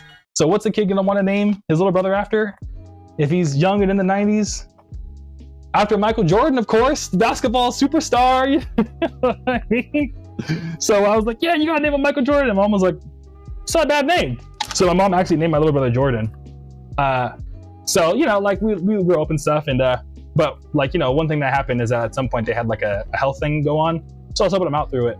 But the thing that was wild is that we went to the doctor and they did like his heart rate and all that. And they were like, you know, he's not like an athletic person per se. Like he, you know, he's definitely fit. Like he like was super fit. But you know, at this time he was kind of like more like and like chilling, like average. But what was wild is that when they took his heart rate, they were like, wow, like it was really wild because like, you know, you're not like, not to be rude, but at the time he wasn't like, he didn't look the most athletic. But she was like, yeah, you don't really look that athletic, but like your heartbeat is kind of like an athlete. Like the way it's pumping is just like very like a trained superstar athlete, like kind of like a Michael Jordan or something. And I was like, yo, that's crazy. Because like, you know, I was like, kid me was like, you should name after Michael Jordan. And like years later, his heart pumps like Michael Jordan would. It's just, I don't know. I thought that was like so cool. I was like, yo. I gave you that superstar basketball heart, dude. When I was 4 years old. All right, sick. We got Jay's package all together and it's looking good. All right, let me print this out. And yeah, that is Jay. It's not media mail because there's more than just media. Oh, it's only, oh, let's go. Yeah, the way I was really excited because the way USPS works is that, wait, no, it's not media mail. Okay, there you go. Never mind, I take it back. And Rosa says, stay true to the name. I know, right? To me, that was just so wild. I was super stoked on that.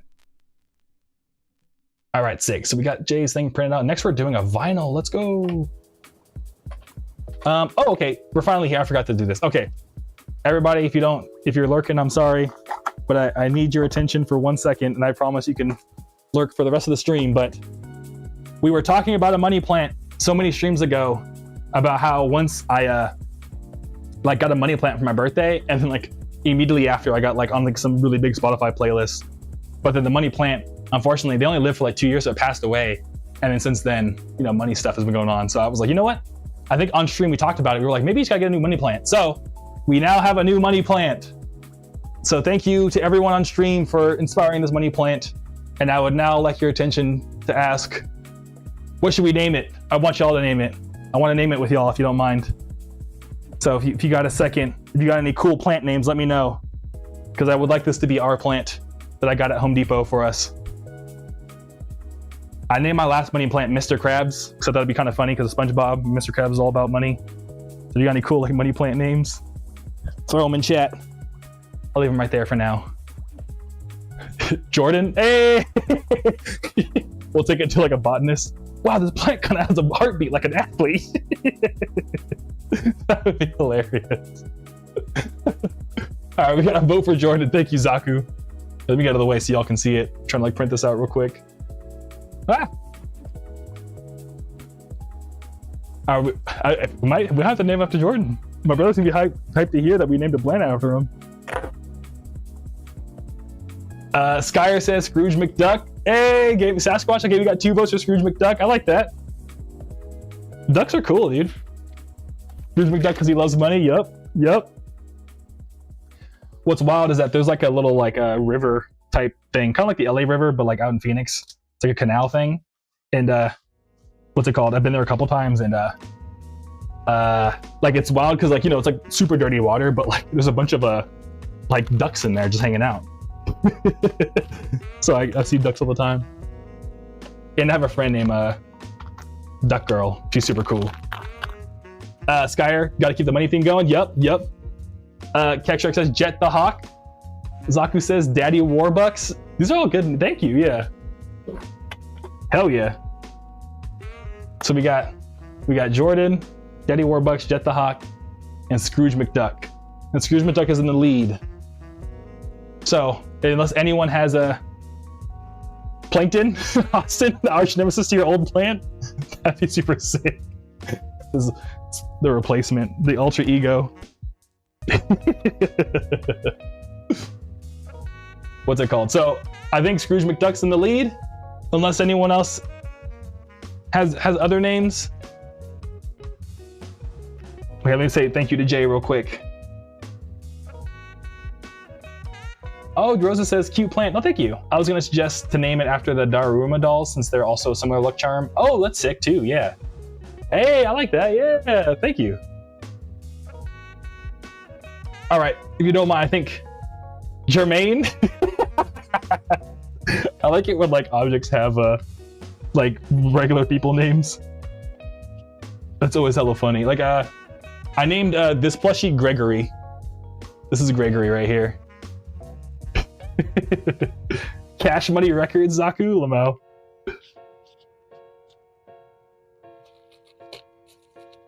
All right, if y'all don't mind, out of all the names proposed so far, anyone want to throw in a vote for one that's been said so far? Or are we going, because Scrooge McDuck's in the lead? Oh, Kekshrek says Jermaine. All right, Jermaine is now tied with Scrooge McDuck. Does anyone want to be the tiebreaker? Like Jermaine Jackson, dude, I have a bunch of Jermaine Jackson records actually. Jermaine Jackson's super sick. Hell yeah. So unless Zaku says Jermaine, all right, cool. This is now, unless someone has a surprise Scrooge McDuck, I would like to introduce you all to Jermaine. And it's cool too, because like, you know, like don't plants germinate? So it's like Jermaine the Germinator. I vote Jermaine. It stuck with me. All right, Roses, it's Jermaine. Yo, Jermaine, let's go. Oh shit, almost fell. Sick. Thank y'all. I appreciate it. All right, we'll put Jermaine. Can we see Jermaine right here? No, it's too high. We'll put Jermaine right here. No. Where's Jermaine going? I guess we'll leave Jermaine right here for now. But I'm gonna get like a name tag, and like I can do it right now. What am I talking about? Hey. All right. Hopefully I don't regret this, because these like labels do get kind of sticky.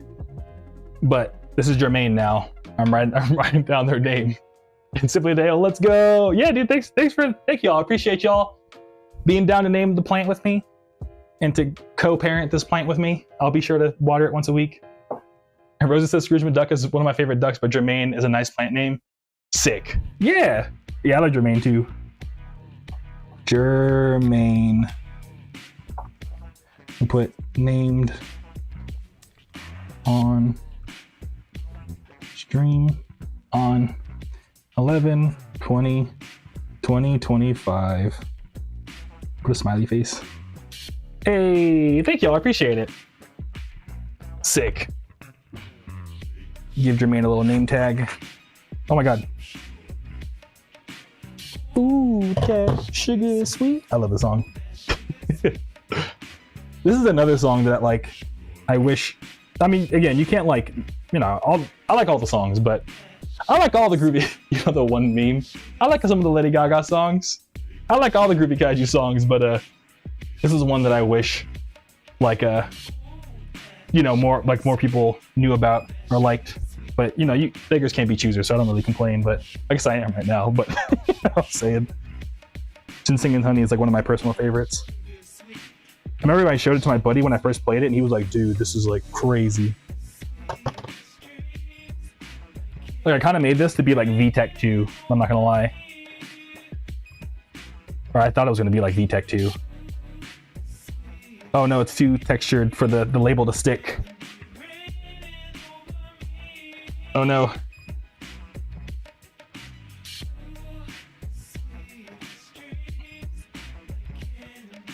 All right, oh shit.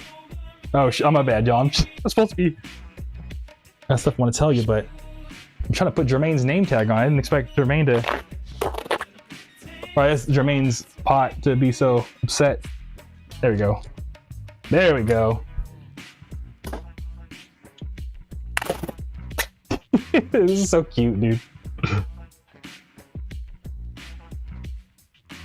Hey, Roses, I'm glad to hear that you're also stoked on this. It's one of your favorites. Yeah, for real. All right, cool. Jermaine. Oh, Jermaine, named on stream. Yay, Jermaine! All right. Sick. All right, what do I want to tell y'all about next while we pack some more orders? Oh yeah. You should put googly eyes on it. Hey, I record all the VODs. I'm gonna go buy some googly eyes. I swear I will. I'm gonna be stoked to put some googly eyes on Jermaine. You have to like tape them on though. I think for some like the outside pot is like kind of like supposed to be decorative, so it's all like woo. So like the tape's having trouble sticking, but I'm sure we can fit some googly eyes on. And yeah, I rewatch all the VODs just to like, you know, make sure I'm like not just like sitting here being dumb, or too dumb at least. So I'll like take note of it when I rewatch everything. But yeah, Roses agrees, Austin. Yeah, googly eyes are always super funny. All right, cool. Gotta print out this vinyl, and I think then we could just sit down at our little like mini table. This vinyl's going to Frank. And not Frank Jeff C. Frank, but another Frank. Dun. All right, cool. Oh yeah, what I want to tell you all about next was if you are someone who took the survey, because if you were like in the Kaiju Club, like I think you had to be in it for like a cool minute to like unlock. It's kind of like low key, it's like a hidden game.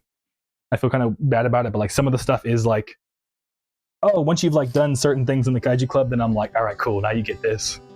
But so if you took the survey or you had access to it, one of the things that was really nice about the survey, again, I'm gonna do like a whole actual proper go through the results on stream. Like I'm gonna do a video of all the results, and then I'm gonna do like a quick overview of the results on stream, and then you know you can all like talk about it if you want, if anyone wants to talk about it. But one of the ones that was really nice is that part of like what I learned about doing like I guess like the fan clubs low key is that like you don't want to, you know, like I like personally I hate it when I join like an artist like email list or something, or you know, fan club or whatever, and it's just 24/7 like, hey, buy my shirts, hey, buy my shirts, hey, buy my shirts, hey, did you know you could buy my shirts? And I'm like, dude, like, you know what I mean? Like I joined this because like I kind of wanted to like learn more about the music and stuff, and no, hey, I'm not gonna lie, like I appreciate, you know, it is really nice. Like when I joined Charlie XCX's like email list after Brat came out, and I was really stoked when Charlie X was like, yo, here's how you buy Brat Deluxe Edition. And I was like, yes, I'm glad you sent me this because I did want to buy it. But I feel like if it's only buying stuff, then it's like, oh man. So it always bums me out. But I got to the point where I was like kind of afraid to even talk about like stuff that I was releasing. Like, for example, like I kind of felt like, oh, like, do they really want to read about my new song and stuff like that? So I try to do stuff like, I'm gonna do it anyways, but like I was always trying to give like the story behind the song. But I was like, is that technically like, are people like, bro, like I just saw it on Spotify, like I don't want to get an email about it too, you know what I mean? I don't know. I kind of got in my head about it. You know, I don't know. What I like about the stream is that I keep it real with y'all, but you know, I like deadass. I got a little insecure. I'm not gonna lie. I got a little like scared, and I was like, oh man, I don't know if people want to hear about this. And what was nice is that doing the survey, I asked questions like, hey, do you like mind hearing about my stuff, or do you like it more when I talk about like other stuff that I find? And of course, everyone was like, dog, we wouldn't be here if we'd want to hear about your stuff. You know what I mean? And it's like, oh, well, duh.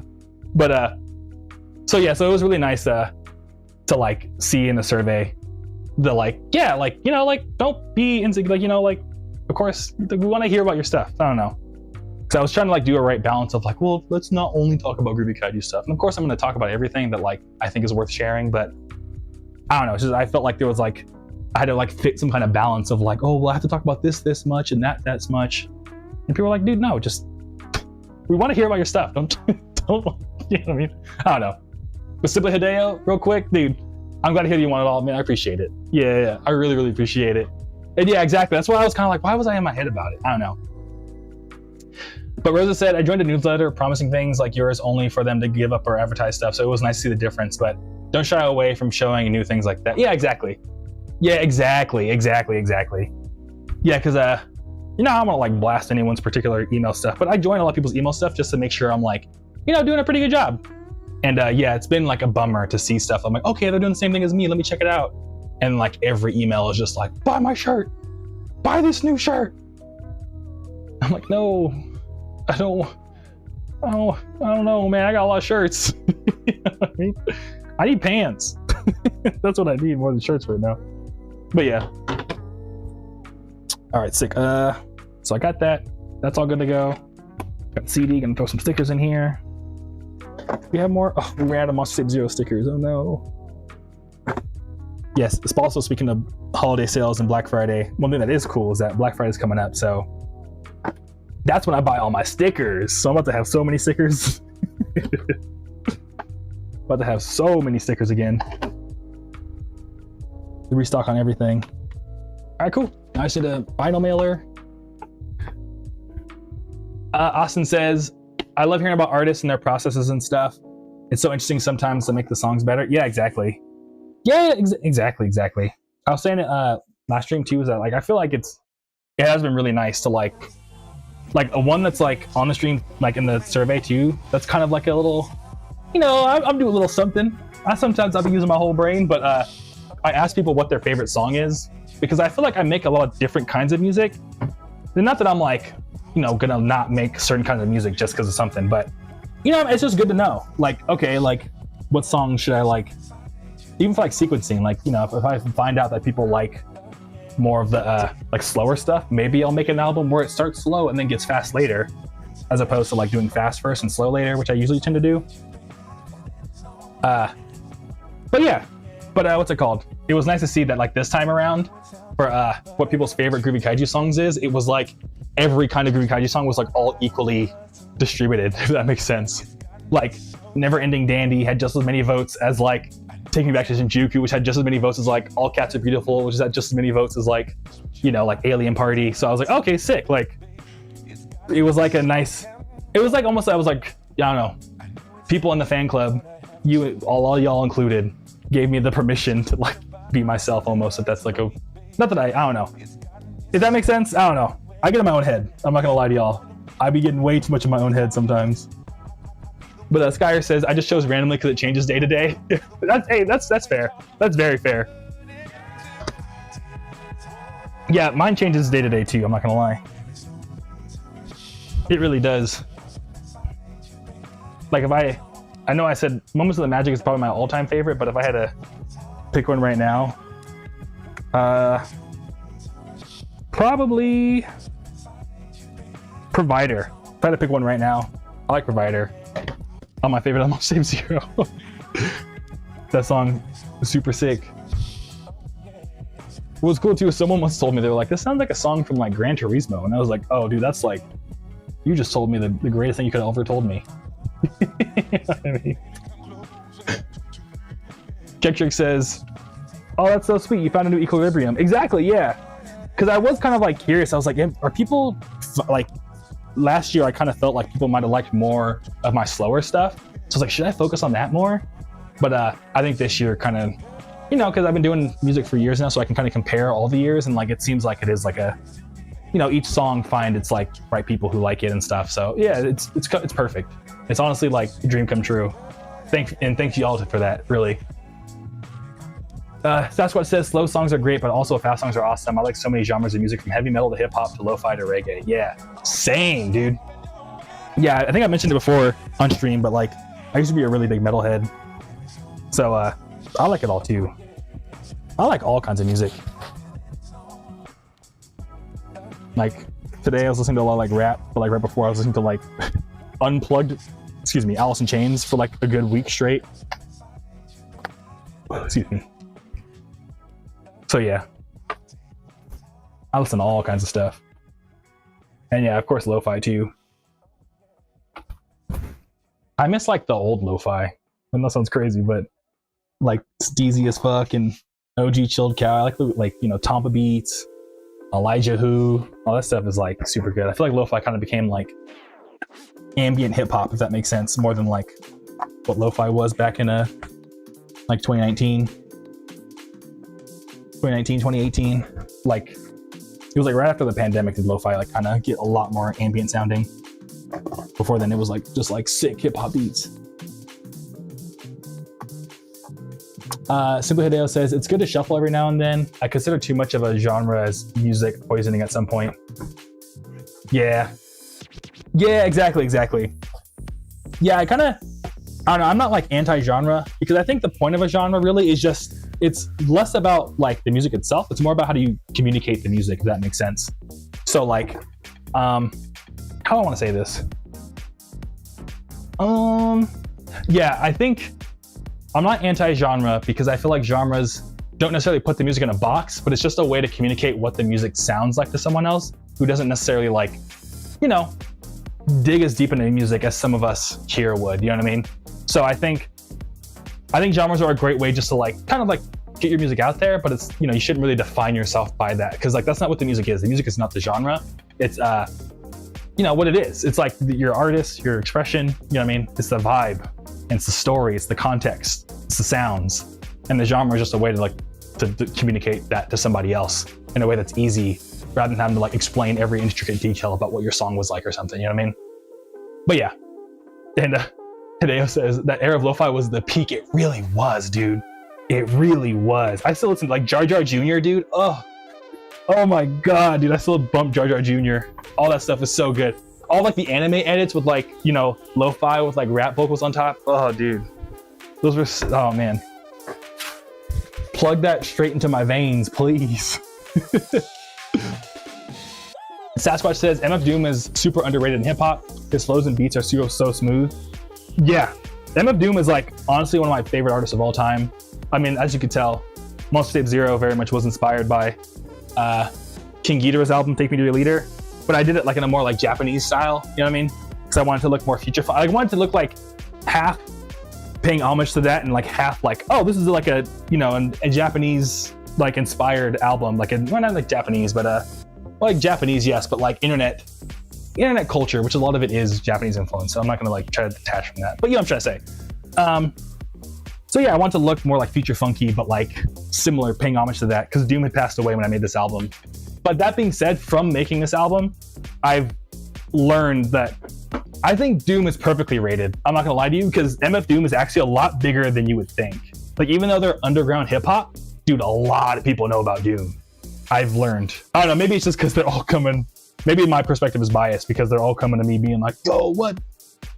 That kind of looks like Take Me to Your Leader. And I'm like, oh yeah, you know what I mean? And thankfully everyone's like super, like gets what I'm trying to do with it. So they're not like super rude about it. But you know what I'm trying to say? It's just funny to me. I think Doom is like perfectly rated because a lot of people like their stuff, in my opinion. Rosa says, I stick to specific genres, but I don't shy away from others when shown to me. It's cool hearing them. Yeah, exactly. Exactly, yeah. Yeah, like, I feel like I don't know. I could be similar. Like, for me, you make a good point, Austin, I'm not gonna lie to you. But real quick, yeah, I feel like I kind of have my genres I like kind of sit around in. But yeah, if someone brings up something new, I'm not opposed to it. Because like, you know, I'm not gonna lie, I'm not a country fan at all, but I'm not gonna lie, some of the country songs, you know, they kind of go. Some music you could consider country. Like for example, like I remember I had like Country Denial when Mac DeMarco released an album, and it was like kind of a country album, but I was like, no, it's Mac DeMarco, it can't be country. And you know what I mean? But I was like, it's good though, you know what I mean? Why not? It could be good. So I feel you on that, Roses. Like I stick to my genres, but I'm not opposed to check them out. That was a big learning moment for me. But Austin says, MF Doom has gotten so big recently. Yeah, going back to what I was saying, the Sasquatch. True. I you know what? Now that I think about it, I am probably biased because, you know, a lot of the MF Doom love has happened more recently. Like back when they were still alive, like sadly, you know, they were a lot more underground, but I think when they passed and everyone was like, yo, like Doom, we lost a legend, I think everyone was like, let me actually listen to him finally. And then everyone was like, oh my God, this is amazing. Like Mad Villain, dude. I remember I had like Mad Villain in like my old Honda Accord, and that was the only CD I had in my car, and I listened to that like for like months straight, dude. Mad Villainy is such an amazing album. It's like one of the best albums ever made of all time, I'm not gonna lie to you. And I've listened to it so much. Dun, dun, dun, dun, dun, dun, dun, dun, dun, dun, dun. But yeah. All right, what I wanted to tell y'all next was, yeah, let me take this real quick. I'm sorry. I'm like trying to get this full. Want to make this nice for Frank. Bum, bum, bum. That in this, I feel like this song in particular always like, it's hard for me to lock in to like this particular song because it's just so chill. And I feel like my brain normally is running at like 100 miles per hour, but this song always makes me like, stop. But yeah, what I want to tell y'all next was, so anyone here, like an OG Future Funk fan, not that you have to be, but I'm gonna tell you the story right now, but just in case you aren't, does anyone here know Future Society? I've heard of Future Society. I'm gonna let the people nerd out real quick. Let everyone in chat that's here in the community nerd out. They know about Future Society. But if not, I guess I'll explain it real quick. But Future Society, like back in like the early days of like Future Funk, like I started around like end of 2014 is when I released my first like Groovy Godzilla EP. But then I think about a year later, a dude, like a Facebook group called Future Society, and it was like a music collective, but it was like everyone who was pretty much uploading music to the subreddit Future Funk was in it. And Hideo, hey, that's what's up. Hideo said, I know about Future Society. I got in a little late. And Roses knows about it. Okay, cool, yeah. Or it sounds familiar, sick. But yeah, no pressure to look it up. It's like old, like Future Funk stuff. So like, you know, some of it hasn't aged as well, but some of it has only gotten better as it aged. So, you know, take it with a grain of salt. But Sasquatch says, I stream retro and modern games on the weekend myself quite a bit, and it's awesome to have a small community of dedicated, like-minded people. Yeah, exactly, dude. And Sasquatch says, I'm so excited for Metroid Prime 4. It's also coming out on the original Switch. Oh, wow, I didn't know that. Metroid Prime 4 was going to come out on the original Switch too. That's kind of a wild thing, because like Switch 2 just came out, so you'd think they'd want to do it on that.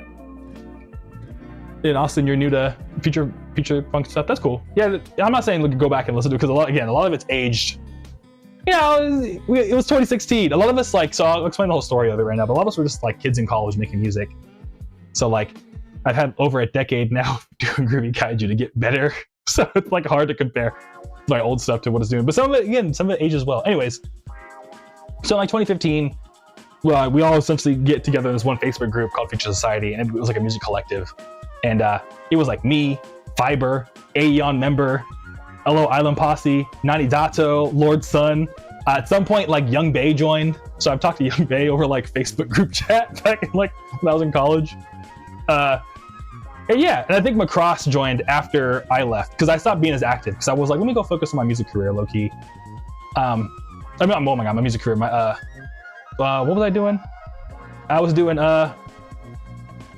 code stuff. I'm sorry. I was like, let me focus on my tech career. That, and like at the time, like I don't know, I'll explain. Like the story's kind of weird, but let me measure this. This is 1 pound and 2 ounces. Okay. Hey, Catcher, I'm glad you like Black Nichiren. Yeah, dude. This is one of my favorites too. I like, I don't know if you caught the reference, but it's like a Demon Slayer reference. To what's it called? Like, like the sword, like the swords in Demon Slayer. And like, I don't know if you can hear it, but if you listen really, really closely, throughout the entire song, because it's inspired by Demon Slayer, I found a bunch of like royalty-free like sword fighting sounds. So throughout the entire song, there's a whole bunch of like sword fighting, but you have to like, don't blow out your speakers, but it's really subtly in the background. So you can just hear people sword fighting and like while the song's playing. But yeah, Super Hideo, what? Yeah, Future Society was kind of wild. And like the thing is, like while it was happening, I didn't realize it would eventually become a big deal to like future funk, like future funk fans, so people who would like future funk in the future. But yeah, it was all of us in there, and we would just talk and just bullshit. But a lot of us were in college. Like Conscious Thoughts was in there too. It was crazy. But yeah, some of the fun stories from that is that yeah, we'd all just be in there and stuff. And I ended up making a bunch of like collabs with Aeon member, which people to this day are still like, yo. But I remember Aeon member, they eventually left because they like went to school for like audio mastering, and they ended up becoming like a post-rock audio mastering engineer. So they were like, oh, this future funk stuff, this was just for fun. I'm gonna go be somebody. I was like, damn. Island Parsi ended up becoming like a designer for like, tech companies, but like he would like do like app designs and stuff like that. And what's really cool is that one thing that happened is that Lord Sun and Nani Dato, we actually all went to Anime Expo together one year. Like we all met up there. So that was super sick. I think that's kind of, yeah, it was super sick. So it was like the first ever, like, in my opinion, it was probably one of the first ever Future Funk meetups. It was just us three, like, hey, we all live in LA, what's up? We're at Anime Expo. And they were both just super awesome people. Lord Sun was super nice. And I have like a picture of me wearing like I'll have to find it. It's like an old picture, but I still have it. It's like me, Nani Dato, and Lord Sun all like, hey. I have some like Dragon Ball Z shirt on. But yeah, what I want to bring this up. Oh, but okay, let me respond real quick. Rosa says, mention Demon Slayer, then it instantly remind me of it. Like a song would fit into the series. I mean, oh, I'm so happy to hear that, Roses. Thank you so much. Yeah, Demon Slayer is like my favorite anime of all time. And like, that's very much what I was trying to make, was like a song that like could be in Demon Slayer, because I was like very inspired by it. And it's so awesome that you feel like it could fit, because that means so much. You have no clue. Because it's like, yeah, it's perfect. But thank you. And Austin, like, I don't know, I'm sorry to go back. You can see how much I'm smiling. I'm like, yo, thank you. But Austin says, I'm pretty sure you said something in an earlier stream, but what did you think of the Infinity Castle movie? Yeah, let me write thank you to Frank real quick. Thank you, Frank, for grabbing a vinyl. Woohoo! There we go, yay! Sick. But yeah, Infinity Castle, I loved it, honestly. Like I loved the movie. I thought it was super sick. I liked everything about it. But my only complaint was that it was really long. It was a really, really long movie. So much so I was like, I thought my bladder was gonna like explode in the seat because I was just going to the bathroom for so long because the movie was like 2.5 hours, something like that. But yeah, I mean, I think as like a Demon Slayer fan, I thought it was awesome, and I cannot wait for the next one. But then immediately after, I think I watched the Chainsaw Man movie. Like, you know, it came out like a week later, and that was such a big like contrast of like, I feel like the pacing and Chainsaw Man was like so much better. I made me look back at Demon Slayer and be like, ah, man, if only you made the pacing a little bit better, this movie could have been like absolutely perfect. But I had to dock it points for just being paced kind of like really like convoluted and like really kind of slow. But all in all, Infinity Castle, for me, that's like a 4.5 out of 5. The only thing they could have fixed was the pacing. Otherwise, I was like, this is sick. You know what I mean? But Sasquatch says, instead of doing the last seasons, they are going to do films. The first one just came out. I want to see it. Yeah. And the Blu-ray so I can pause it. Yeah. Honestly, yeah. Pausing it would be great. Because the movie is so long, you'll want to pause it to go to the bathroom or just... It's a long movie, dude. It's a long movie.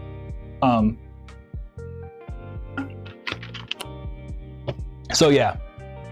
I would say wait for the Blu-ray, but yeah. I know they're doing all like the seasons as movies. So if anyone else is a Demon Slayer fan, in case you didn't know, yeah, it's gonna be, I think, 3 movies, and the next one's not coming out till 2027.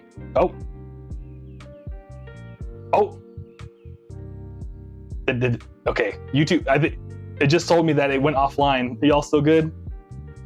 Okay, YouTube looks good. I think Twitch is about to be good too. So I think Instagram goofed up. Am I live right now? Okay, we're live there. All right. Okay, yeah, cool. It immediately worked. But Rosa says, my fam and me saw Demon Slayer movie in Dolby Audio, and it was crazy hearing all the sounds around us, and an underrated option, and made me appreciate the art of sounds too. Yeah, for real. For real. It is amazing how, what's it called? How, like anime movies, to your point, the sounds in it are so good. Like I remember watching Jujutsu Kaisen in theaters, and like every punch just sounded so much crazier because you can add so much bass to it. And like, I don't know, Demon Slayer, yeah, there was like, I like the soundtrack because it is very like vocal, so it's like, da da da, you know what I mean? So those songs and stuff sounded so much crazier in theaters. Yeah, Rose, you're spitting. You're speaking the truth.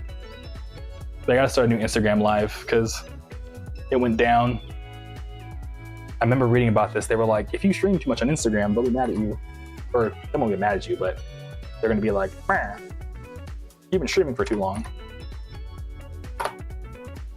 So let me sit back up Instagram real quick. Oh, we've already been streaming for 2 hours? Wow. Yeah, I had a lot of orders today. I forgot to even mention how many orders we had. I think we had like 11 technically. Let's try streaming on Instagram again, see what that works. But Austin says, it was mainly the flashbacks that felt like years were going by, but that's most of the anime. Yeah, for real. Yeah, a lot of the anime is just like, oh, like, you know, here's this one random villain and here's all their backstory and all that. Like, you know what I mean? Like, it goes on forever. And like, the thing is though, like I always forget his name, but the punching guy, he's my favorite villain of like any anime ever. And his backstory was super sick though. Like as much as it did drag on, I was like so hyped to finally learn it. And it was a pretty sick backstory. I've got like, yo, I liked it. Cause yeah, this whole time I was like, I don't know, cause I don't know if you can see it, but I don't have it up for some reason. It's over here. But I'm gonna break my whole thing. But I have a big, whoa. I have a big, right there, that poster. You can't see it that well, but it's a Rengoku from Demon Slayer. and like they're like my favorite anime character of all time. So like the fact that the punching guy beat him, like I hate him, but at the same time, the punching guy is pretty cool. Like he's just like, bah! Like, oh, that's so sick to me. Sasquatch says, I remember how lit seeing Star Wars The Phantom Menace in theaters since 1999 as a kid. Even though some people hated it, I still love the prequels. The music was insane with Dolby sound. Yeah, dude. So we talked last year about first memories. I think my second memory ever is watching Star Wars Episode 1. I forgot to mention that last time, but yeah, this watching Star Wars Episode 1 in theater. I was, I think, 4, but my kid brain was like, okay, this movie's super, like Star Wars is cool, you know, lightsabers and stuff. And when Darth Maul has 2 lightsabers, my kid brain was like, all right, time to start remembering stuff because I've never seen something so cool my entire life. He has 2 lightsabers? Are you kidding me? Oh man, so yeah, I remember, what's funny is I don't remember like being in theater watching the movie up to the point, as soon as Darth Maul pulls out his lightsabers, that's when my kid brain, that's when my memory starts. It's Darth Maul just, and me as a kid going, holy shit, 2 lightsabers! You know what I mean? But yeah, I wish I was, you know, old enough to remember the Dolby sound, because I bet that sounded crazy. The Star Wars like symphony, like the dun dun dun dun, it's so beautiful. I was talking with James, if anyone's like a big Vaporwave fan, I was talking with James from Dynamic Shroud. I think they took like music lessons or like a music course at some point, and they were talking to me a bunch about like how like the Star Wars composer is like low-key a legend, and like all the like musical things he's using in like the Star Wars like compositions and everything. But yeah, Rosa says Rengoku was my favorite character. I was sad to see his defeat. I know, same. Because it's just so I don't know. Like I feel like Rengoku is like, I don't know why. I know it's just a fictional character, but I feel like Rengoku is like how my heart is. Like my heart just wants to be so like, yes, we can do it. Always smile. You know what I mean? Like just get through life. This is great. Fight for what you believe in. Don't let any of that, you know what I mean? Like that's how my heart feels. Like my brain is way different. My brain is very like old grumpy man. Like that'll never work. But my heart is like, yes, let's go. You know what I mean? So to see Rengoku die was like, how dare you? You know what I mean? So yeah. All right, sick. Oh, you were talking about Future Society. My last story about that I want to tell you about was what's it called? Oh, Rosa says the prequels are my favorite despite its bad reputation. I got to see it with Dolby sounds one day if they would put it back in theaters. Yeah, so I actually saw. Yes, you should, because I actually saw Star Wars Episode 3 in theaters recently out of the prequels, and it was so good. It was so good. And like, so Episode 3 is the movie I remember the best, because I think by then I was like 13 or something, or 11. And like, I used to, like, one of my favorite subreddits is prequel memes. So like r/like Star, like it's not called Star Wars prequel memes, but it's called like just prequel memes. And it's all just a bunch of memes of like the first 3 episodes of Star Wars. And yeah, they're hella funny. But because of that, I know like pretty much the whole fight on Mustafar with like Obi-Wan and Anakin. I can pretty much quote it almost bar for bar. You know, you took her from me, liar. He's like, peace, justice, freedom, security for my new empire. Oh man, that's what I live for, dude. So yeah. How many tapes do we have? Let me check. Sasquatch says John Williams also worked on Indiana Jones and Star Wars music with a symphony. Yeah, the Indiana Jones soundtrack is also pretty banging. It's super dope. Skyr, I think 3 is the only one of the prequels I can still tolerate. Yeah, so I'll be honest, like, number 1, like for me, it's like, out of the prequels, 3, I think, like, objectively, I can say it's bad, but like, in my heart, nostalgia, it's like one of the best movies ever made. 1, that's more of a nostalgic bait for me, but it's pretty good. And then number 2 is my least favorite, because I feel like that one just goes on for way too long. Because it's like, that one's very political, but the fight at the end with Count Dooku and Yoda is pretty goated, I'm not gonna lie. So yeah, but that's just I don't know, I like all Star Wars. Austin says, I love Rengoku, but they literally flash pictures of him during each and every fight. Yeah, they really do. They really do. They really are like, remember this guy we killed? Remember this guy we killed? Aren't you angry, audience? So yeah. Sasquatch says, I think he also did the music on Jurassic Park for the first 2 or 3 maybe. Oh, sick. Got to look into that. All right, we got some almost 0 CDs. I think I need more. We're kind of getting another stack of these. Let me put this back.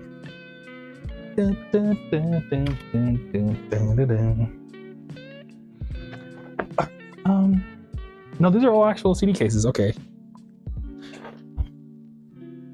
1 is the least memeable, and 2 has a slog that feels 3 times longer than it is. Exactly, Skyer. Yeah.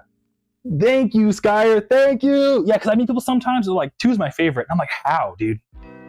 I've been living my whole life thinking I was crazy for thinking Clone Wars, like the second movie, wasn't like that amazing. So I'm so glad you agree with me. I've actually been looking for someone to agree with me for so long. You have no clue.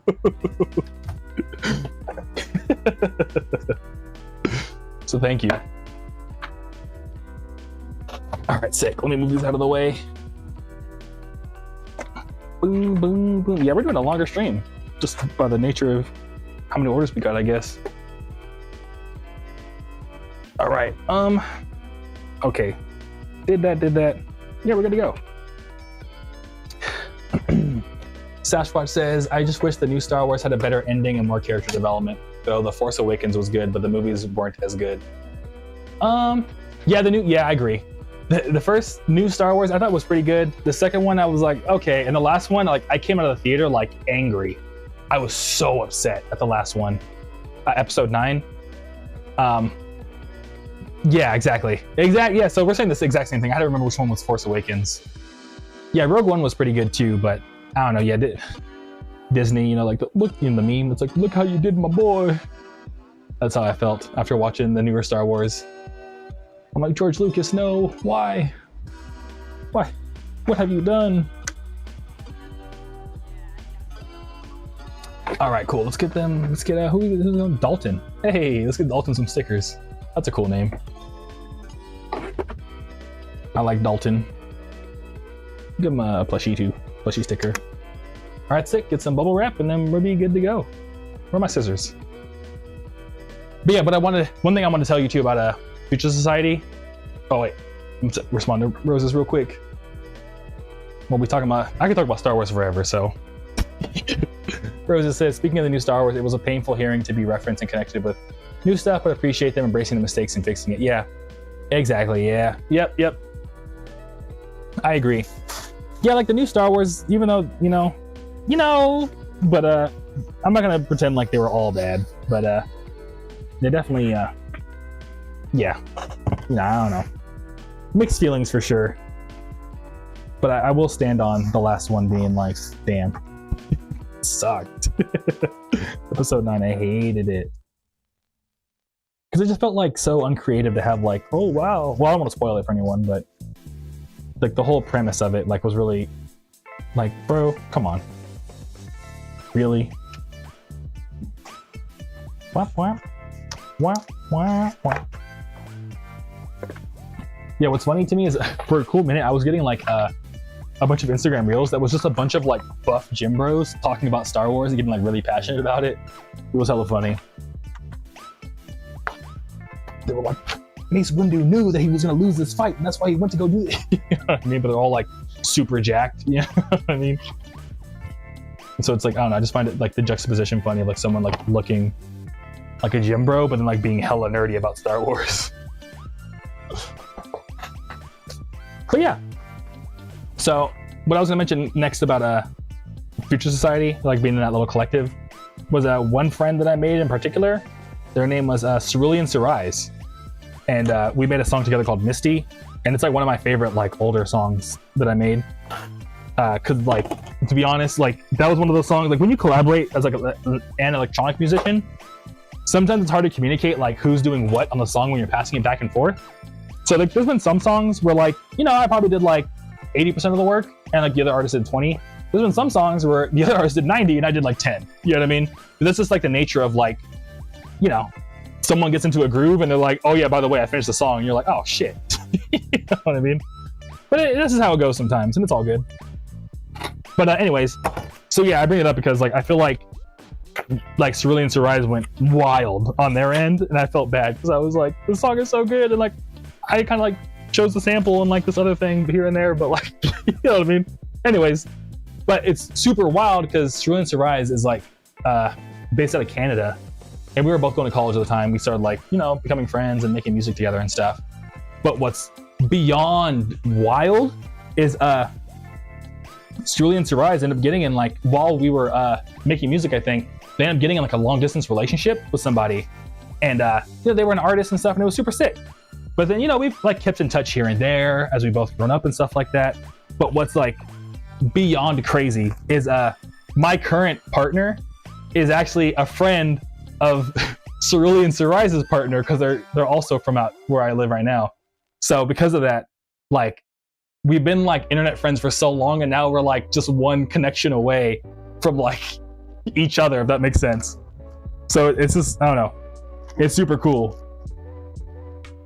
And like we both end up getting like partners from like not our hometown, and like we both did but we like did long distance with like two people that were friends with each other. Like a weird, but like at different times, and it's crazy. So yeah, so hopefully one day I actually get to hang out with them in real life. They're like one of the few like people I've like worked on music with that I've never met in real life that like I really want to someday. And they're definitely one of them. And now we have even more reason to, because like they're friends, our partners are friends already. And Rosa says, "Oh, that's sweet to hear." Yeah, like when I realized it, I was like, "What?" And I think it's like a bummer too, is that like, you know, they got married out here. Like they flew in to the States to get married, and like I moved.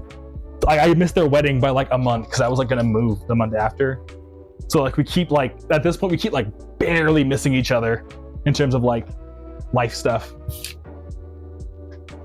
But yeah.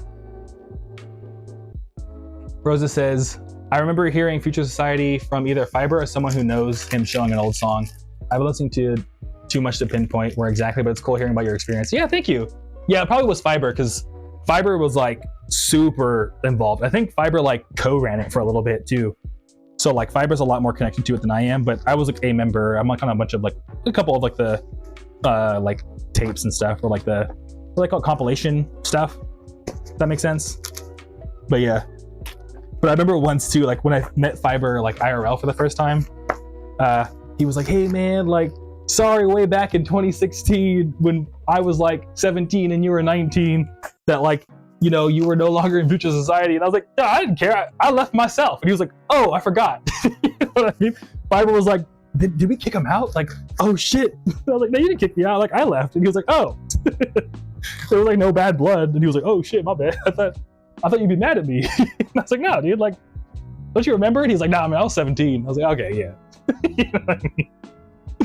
So yeah. Yeah, exactly. Yeah, Rose's Fiber co-ran it.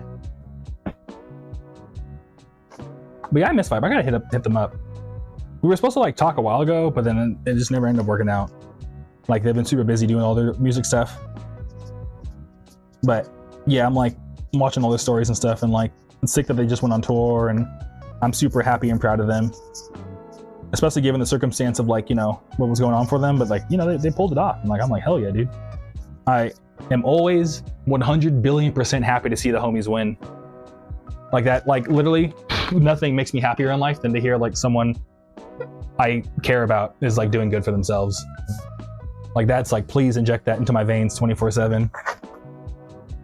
Which is actually, quick random moment of wisdom. That's one thing I had to learn recently actually in life was like your real friends like want to hear about when you're doing good. Like just everyone, I mean not everyone, but like just shouting this out. If you have a friend that when you tell them good stuff about you, if they like shut down or they change the subject, that's a red flag.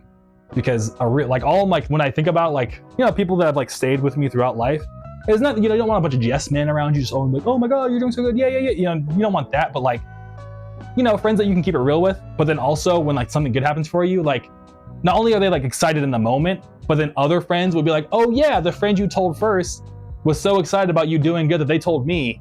That's the friends you want to keep around, because like those friends like genuinely want to see you do better in life. Just throwing that out there. There's been a lot of like learning that the hard way for me recently, so yeah.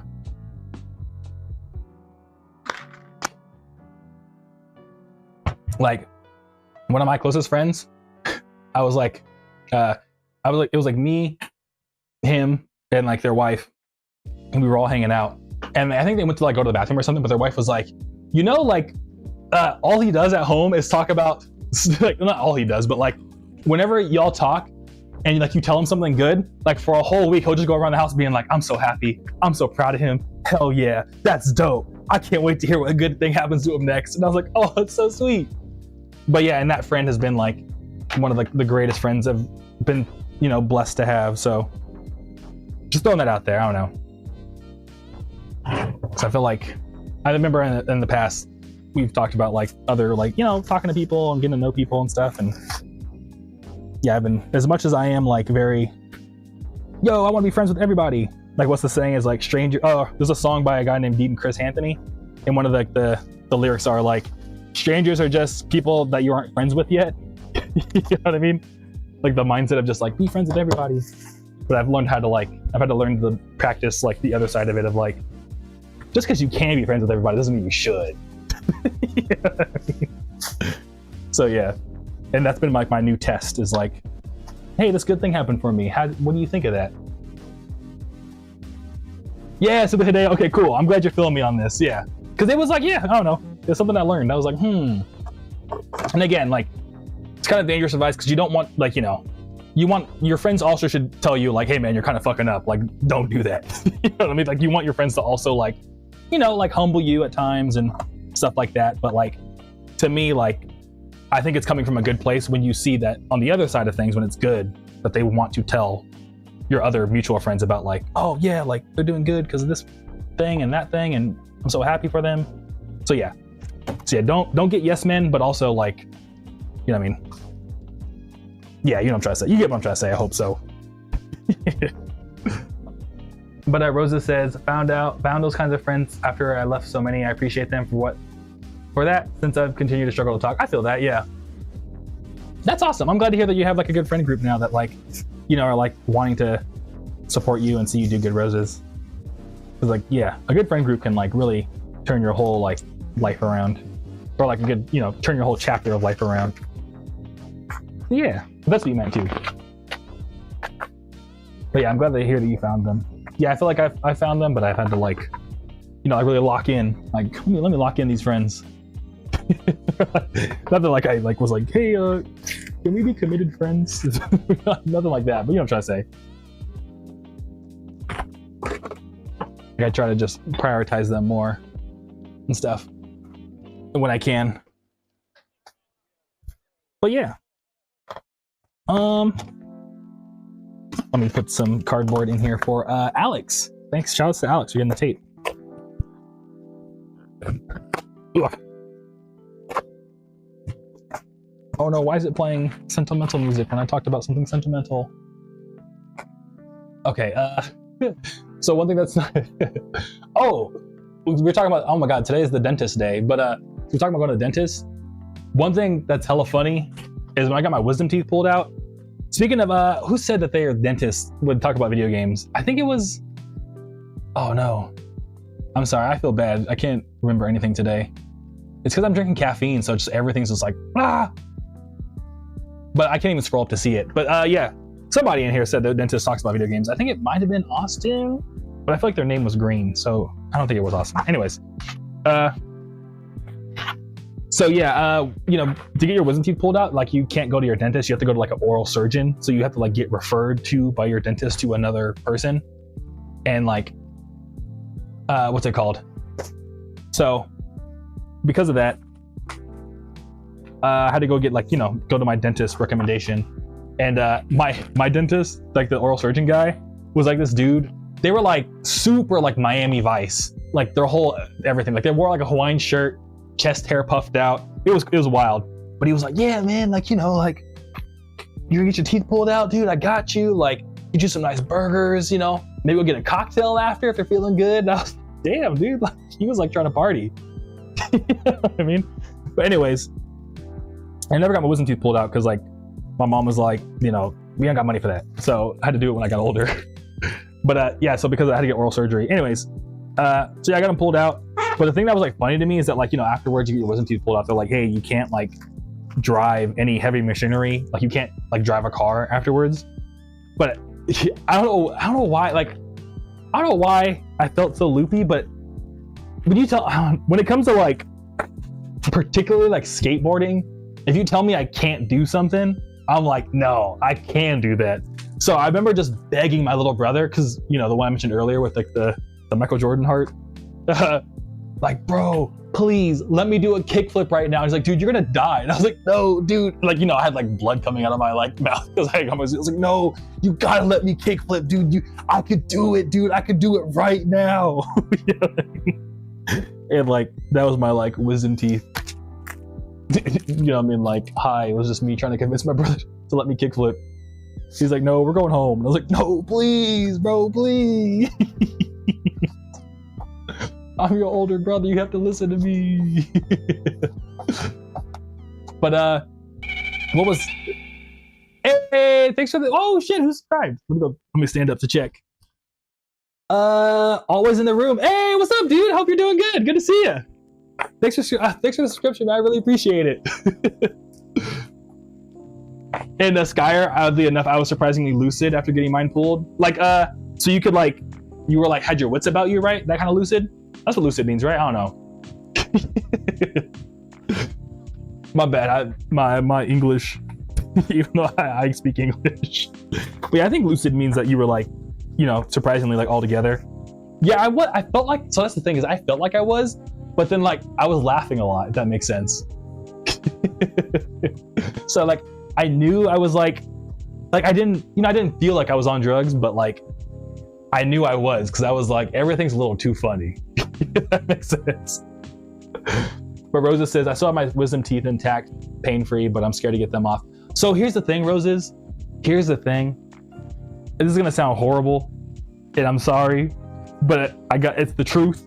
But I have a song called, I was gonna bring this up, I have a song called A Perfect Ending, because similar to you, I was terrified to get my wisdom teeth. I was so absolutely like scared to get them pulled out. But I was like, I gotta do it. Because my dentist was like, hey, if you don't get them pulled out, like you're kind of gonna be like in a really bad spot when you get older to like maintain the longevity of your teeth. And I was like, oh no. So I was so bummed and scared about it. But like the thing is like, so here, let me say hi, thank you to Alex, because I hopefully am about to tell you the greatest news, Roses. I mean, it might be great, but it's also kind of like sketchy news, but it's good. But yeah, I was terrified. So when I went, I was like never even going like the day of like just like so nervous. But so I got there, and like again, I had this Miami Vice doctor guy, and what's it called? So yeah, I get there, I get in the seat, and like, you know, the surgery room looks crazy, and you're like, oh no, what am I about to get into? And I remember, like, you know, the guy comes in, he's like, hey man, how's it going? They all like start getting all their surgery stuff on, and I was like, I can't believe, like, it was also my first time like getting surgery ever, so I was like extra scared. But I remember they're like, okay, we're gonna give you the IV to like knock you out, and I was like, I have to get an IV. I hate needles too. But for some reason, they used some like cold spray, where like they would spray your arm with something cold and then put the needle in, but because your brain is like, oh shit, things are getting cold, it doesn't even notice the fact the needle went in. And I was like, oh, that wasn't so bad. And he was like, yeah. I was like, why don't people use that more often? He's like, I don't know, they really should. And then he was like, you're gonna knock out faster than you think. And I was like, I don't think so. And he was like, what's your favorite cocktail? And I was like, I think a Moscow Mule. And then all of a sudden, literally immediately after that, all I remember seeing is the color orange. Like my eyes closed and the color orange, and it felt like a sunset.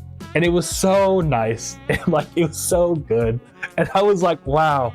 And it was just crazy because the whole time I was obviously like put under, but the whole time I just remember thinking like, wow, like the color orange, it's so pretty, dude. I love the color orange, like sunset orange. Oh my God, it's so pretty. And I just remember thinking that on loop for like a good like 5 minutes. And then I woke up with just a bunch of gauze in my mouth, and they were like, you laughed the entire time we were operating on you. And I was like, oh, that's creepy. But honestly, I bring that up to say, getting your wisdom teeth pulled out was kind of fun. I hate to admit it, but I mean, it was probably the drugs, but dude, I had a good time. So like, don't be worried about it. Like, it's more the after that sucks. The actual process of getting it done, completely awesome. But the week where you can't eat solid food, that sucks. All I did was make a bunch of mashed potatoes and cook them with like chicken stock, so they tasted like super meaty and like hearty. But oh my God, I wanted a hamburger so bad by like day 3. That sucked. And like eating yogurt nonstop, that sucked. But the actual process, like the surgery part, that was the best part. So I got my wisdom teeth pulled out, and then I have a song on my Aviscerall alias called A Perfect Ending.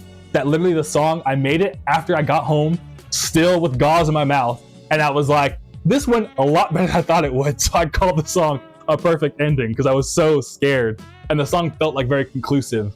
And the song did crazy good. So yeah, I don't know. Anyways, that's my long ass wisdom teeth story.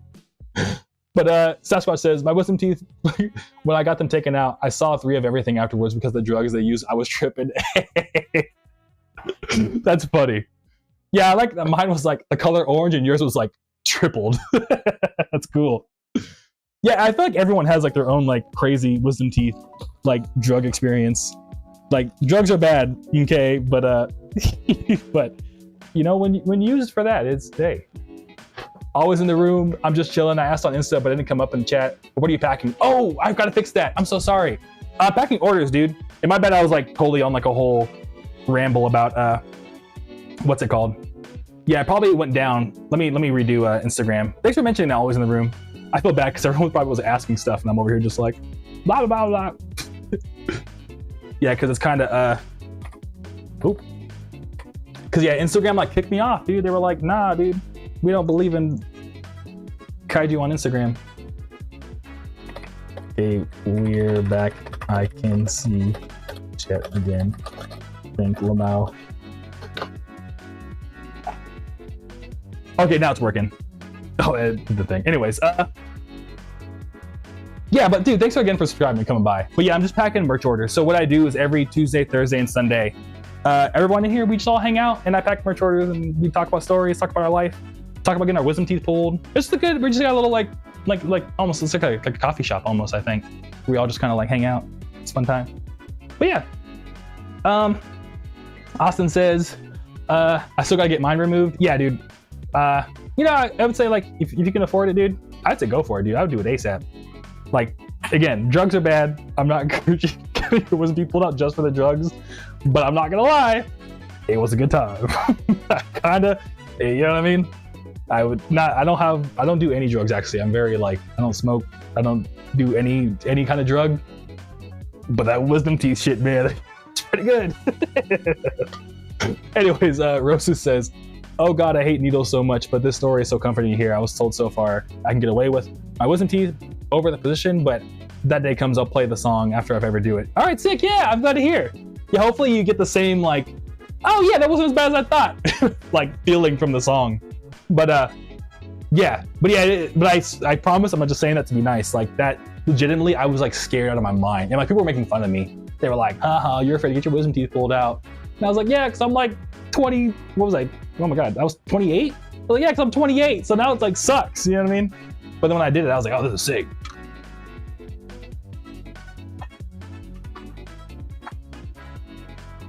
But Rosa says, I think they can just rip them out since they're grown out, which I guess isn't that bad. Oh, okay. I don't know if they can just rip them out. And plus, you probably wouldn't want them to have like wrenches in your mouth, just like, you know, pulling. But what's it called? Maybe, I don't know. I got mine at 28. Mine were like just barely starting to come out. Like I could like feel the top of one of them, like starting to peek out on this side. And that's not there anymore. So yeah, but I think mine were an issue because they were going in like sideways. So they were just gonna crowd my teeth even more. Like, I don't know if y'all saw, but like there's some photos of me, but I have like a snaggle tooth. So it was like, that's gonna get even worse if you let your wisdom teeth grow in because they're growing in sideways. So yeah, so I had to get them pulled out. Sasquatch says, more than likely the biggest pain will be the cost. Yeah, definitely. Yeah, because anything dental is like super expensive. Like, you know what I mean? And rightfully so though. I mean, they're kind of doing like really cool work. I wish dentists, you know what I mean, kind of got like a better rap. Because like what they do is just like no one likes, but like it's important work. Like it's actually really important. What's cool too is the same buddy I was talking about earlier. What were we talking about? I talked about Ginseng and Honey. They were like one of the first people I showed what's the song Ginseng and Honey. But their wife is going to school right now to become a dentist. So it's cool because like during the whole wisdom teeth process, you know, I was like, hey, my dentist said this. Are they right? And like she has like multiple dentistry degrees, and she was like, yeah, your dentist makes sense. So I always, if I have like a big dentist problem, I'm like, hey, sorry to like have you talk to your wife about my dentist problems, but could you ask her this real quick? He's like, yeah, I got you. It's kind of funny. Always in the room. I had some Vicodin when I got my vasectomy, and that was some amazing drugs. I bet, dude. Yeah, I think I had Vicodin when I broke my hand as a kid. I'm not gonna show it on stream, but I can like move my knuckle because I broke my hand. It's kind of crazy. But yeah. Yeah, I remember as a kid, it just made me sleepy. But I was like, I was like 12. So I don't know. All right, let me get this bubble wrap real quick. Simply Hideo, at some point I really honestly just OT, not have problems later? Okay. Oh no, mine is always sideways right now too. Okay. Yeah, that's the thing, is like, I don't know. Yeah, health stuff is crazy. But yeah, I don't know, yeah, if you can, I would say just, get it over with. Because I think the more you wait, like the worse it gets. But so Roses, I think you should be fine. Like it's, because when they put you under, like whatever they gotta do, they gotta do. You're not even gonna know. But I think it's like easier for the surgeon the younger you do it. So, but yeah. And that's the thing too, is like, I kind of want to have my teeth. That's like the big thing, is that like, I'm very like a long-term thinker. So when they were like, hey, you're gonna regret this when you're like 70, I was like, damn, well, you know what I mean? Hopefully 70-year-old me actually thanks me, younger me, for doing that. Cause like, I don't know. Big dentist. You just gotta have to trust what they're saying, right? All right, cool. Let me, who's this going to? Julius. Hey. Shout out to Julius, dude. That's a cool name. It always reminds me of like Orange Julius, like, like the orange smoothie place. I've actually never been, but they've always been in the mall, and I've always like, I should try that place out, and I never do. And I haven't been to a mall in a cool minute. Yeah, one thing that's like cool about here in Arizona is that there's a lot of like 90s artifacts. Cause like, I don't know why, but like, it's kind of like doing good out here, but they just have a lot of like abandoned buildings. Like it's, compared to living in LA, like just one thing that's been trippy about living out here is like you can go to like a pop-in restaurant and like, on a Saturday night, and there'll be like still seats available. But in LA, it's like, dude, like you're sitting on somebody's lap. You know what I mean? To like fit in whatever this place is. But out here, like there's so many like, just like abandoned malls, like circuit cities that are just like closed down. That just like, it's like available for lease. But it's like, I don't know, it's crazy. Like, it's like, oh wow, there's like space out here. You know what I mean? And I always like make a joke that I'm like, all the rent out here is like two shiny rocks. That's all you need to like start a business, to own like a business office. Like, how shiny are these rocks? All right, cool. There you go. That's your security deposit. Rosa says, it's something I accepted, so I'll remove them eventually. It's just the cost I have to think about. Now, wish I took advantage of the fact that I wouldn't pay much before now that it was mentioned. I mean, you'll be okay. Like, like money comes and goes. I mean, who knows? Maybe like you win the lottery or something. But like even more realistically, like, you can always get like promoted or, whatever. I don't know. As someone who's gone from like no money to like all the money back to no money, it comes and goes. You'll be all right. I wouldn't stress about it. It'll happen when it's meant to happen, right? So yeah. And always in the room, Julius Caesar. Yeah, always in the room, also can confirm. Dude, there's so many empty buildings out here, it's wild. But sick. Also, thank you, always in the room, for letting me know about Instagram. Now I'm like, oh no, I hope no one was like trying to say something nice to me, and I just, yeah. So I was mentioning earlier about SoundCloud, but like, I kind of stopped uploading as much there. Because like, again, it's like, it costs money for me to post my music on there, which is wild because I provide the music for their platform. But also too, like, because SoundCloud lets you comment on songs, I always feel like terrible when I find like a comment or a message from somebody and, like, and I just didn't respond to it. Cause it just makes me feel bad. Cause it's like, imagine like, I don't know, they took the time to be like, hey, I really enjoy your stuff. And like, just to get like ghosted, I don't know. It's, not that it's like, I'm sure they're not like, oh my God, I can't believe you didn't respond. But at the same time, it's like, it's just a much better, nicer time if like, I can do it back. So I try to like, that's why I'm really big on like, email me, because then I know for sure I'm not going to miss it. So whenever someone says something nice to me, I'm like, yes. So that's another reason why I don't upload SoundCloud, because like I don't check SoundCloud enough to like check the comments. So I'd feel bad if someone was like, oh, this part of the song is like so amazing, and like I'm so glad you did this, and like it means a lot to me, and I just like don't even ever see it. You know what I mean? It just makes me feel bad just to know that exists out there. So yeah, I don't know, maybe I'm like flawed in that thinking, but either way, I don't know. I just want to be like, I want to have a good time. I want to be like, yeah, man, I appreciate it. You know what I mean? I don't know. It's like if you like walked into like you know, like a game store, and you were like, wow, this is such a cool store, and like the employees were just like, just rolled your eyes at you. You'd be like, what the fuck? You know what I mean? You'd be like, what the hell? Like, nah, man. Anyways, Sasquatch says making an old mall into apartments would be sick. Also, a longboard and a regular skate park indoors would be sick. Yeah, they thankfully have a lot of indoor skate parks out here in Arizona because it's so hot. So, like during the summer, it's like, you know what I mean? The indoor skate parks out here are pretty sick. I'm not gonna lie. I've been going to I used to go to a bunch of them when it was still summertime, but now that it's like cooled down, I'm going back outside for regular skating. But yeah, and big hills for downhill in the mall would rule. Pave the escalator into a hill. That'd be super sick. Yeah. Yeah, they gotta like, what's it called? They really should like figure out how to make like those spaces reusable or something. We gotta like pass a law or something that's like empty buildings must reduce, reuse, recycle into something cool. You know what I mean?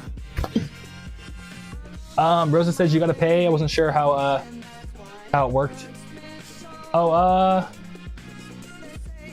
if you don't mind me, Rosa's asking about paying for like wisdom teeth or like, I forgot what I was talking about right now. I've just been rambling.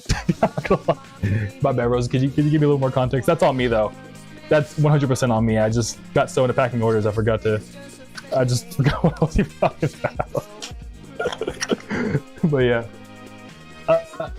Always in the room, you're welcome. It's been wild living out here. I moved from Chicago in '96 and so many businesses close, get replaced, and just so many balls die. I bet, dude. Yeah, always in the room. If you don't mind me asking, do you know why? Because I feel like Arizona, like even though it is like, you know, it's not like the most populous place in the world. It's like, you know, I think, what's it called? The population out here, I think, is 500,000, right? Or it is 1 million. So you would think like the city would be a bit more like, you know, developed. Well, actually, no, because I think I have such an LA brain. I'm just like, that population is good, but the LA metro is like a wild size. So, was there anything that like always in the room that you know about historically that maybe you lived through? Not that you're like that much older, but you know what I'm trying to say, that like you noticed as being someone who's lived here for a while that like maybe caused it all to like kind of deteriorate. And Rose's SoundCloud, that's what we were talking about. I'm sorry, Rose's. But yeah, so the thing about SoundCloud is that if you're an artist, like essentially you have to pay like $16 a month once you have like so much music uploaded. So because of that, like if you're someone who uploads like, I think it's more than like a couple hours of music or like any type of like audio, then they start charging you to keep it all up. Otherwise they start like auto deleting your stuff to have it uploaded to SoundCloud, which is like wild to me, because you would think they'd be like, no, please give me more. You know what I mean? Especially if you're like doing good for them. But yeah, and they run their own ads. So I remember I had a friend who like deleted their SoundCloud because he uploaded a song, wasn't making any money from it, just because he wanted to put it up, just because like he liked making music. But because SoundCloud made a bunch of ads, they were like, you know, they made a ton of money off of his song and they never paid him out anything for it. So he was like, bro, I'm just gonna delete my SoundCloud. That's crazy. And he was like paying for it too, and they just never even like reached out. Like his song went like, you know, like super viral, but like, you know, had some nice numbers. So yeah, I don't know. SoundCloud's goofy, is what I'm trying to say. I'm not gonna be like, I hate SoundCloud, but some just ain't adding up. But you know, if you use SoundCloud though, feel free. Like, you know, it's not hurting. I'm not like upset or anything, but yeah, you know what I'm trying to say. But anyways, always in the room. Oh yeah, broke my heart to see Metro Center Mall getting torn down. I bet, dude. Sasquatch says, I used to live in Gilbert. I skated for hours outside, 110 degrees, sunscreen, water, electrolytes are important. Yeah, dude. That's cool. You also skate, Sasquatch. Yeah, I've been, what's funny is that I have a buddy that lives like, I just moved out here, so I'm still getting used to my Arizona, Phoenix geography. But I think my buddy lives on like the Gilbert side of Phoenix, so I've been getting over there too. And yeah, what we've been doing is I remember it was like 9 p.m. and it was still 100 degrees outside. My buddy was like, you trying to skate? And I was like, I mean, guess we'll find out. You know what I mean? So yeah, I don't think but yeah, 110 is like, dude, that's wild. Always in the room. Online killed a lot of business, and this place is always fighting between red and blue politics among other fallings of capitalism. That's my take. I feel it. That makes a lot of sense, yeah. I kind of thought there would be more money out here because of all like the Arizona like being both like kind of parties. I would think, you know, there's probably like a ton of marketing dollars of like, hey, like switch over to this side, but I guess not. I guess it would make sense too, because like, you know, they're trying to like more like, rather than like try to like make people feel nice, maybe they're trying to take from each other. You know what I mean? Maybe that was my optimistic thinking. But yeah. But dude, Poopy Head, dude, thanks for popping by. Yes, just in case anyone's not familiar, yes, Poopy Heads, they've been pulling up on a bunch of streams. That's their actual username. But dude, thank you for the kind words on Coilovers. I'm glad to hear it's a vibey song. Yeah, dude, hey, I'm not gonna lie to y'all. It's kind of doing good in the Spotify algorithm. I was surprised. Because it's like a remake of like Underglow, but like as a slower vaporwave song. And like, for some reason, like, they both got a boost from like, you know, doing the whole like, I like to call them a rework, because it's not really, I didn't just slow it down. It's not quite a remix. It's kind of like, I think it's somewhere in the middle. So I just call it like a whole new thing. Anyways, yeah, like Underglow, like kind of got like a reboost, but like Coilovers is going crazy right now. Like it launched, it's doing really good, and then like I think just today it was like actually, and I was like, oh wow. So people are really liking it, thankfully. And shouts out to y'all, because like for real, just random music stuff, like the first people to like check it out really like sets the tone of like how other people are gonna find it. So yeah, even just you listening, if you've listened to it, or like, you know, if you like it or whatever it may be, even if you didn't, it's fine. But like, you know, if you listen to it and you shared it with a friend or you put it into a playlist, like it helps a lot more than you would know, just because it's all about momentum. It's crazy. But yeah, I'm rambling. Anyway, Skyer says, yeah, that's why I ditched uploading things to SoundCloud. Well, that and just all of my followers being bots. Yep. SoundCloud does have a botting problem. Yep, Skyr's spitting.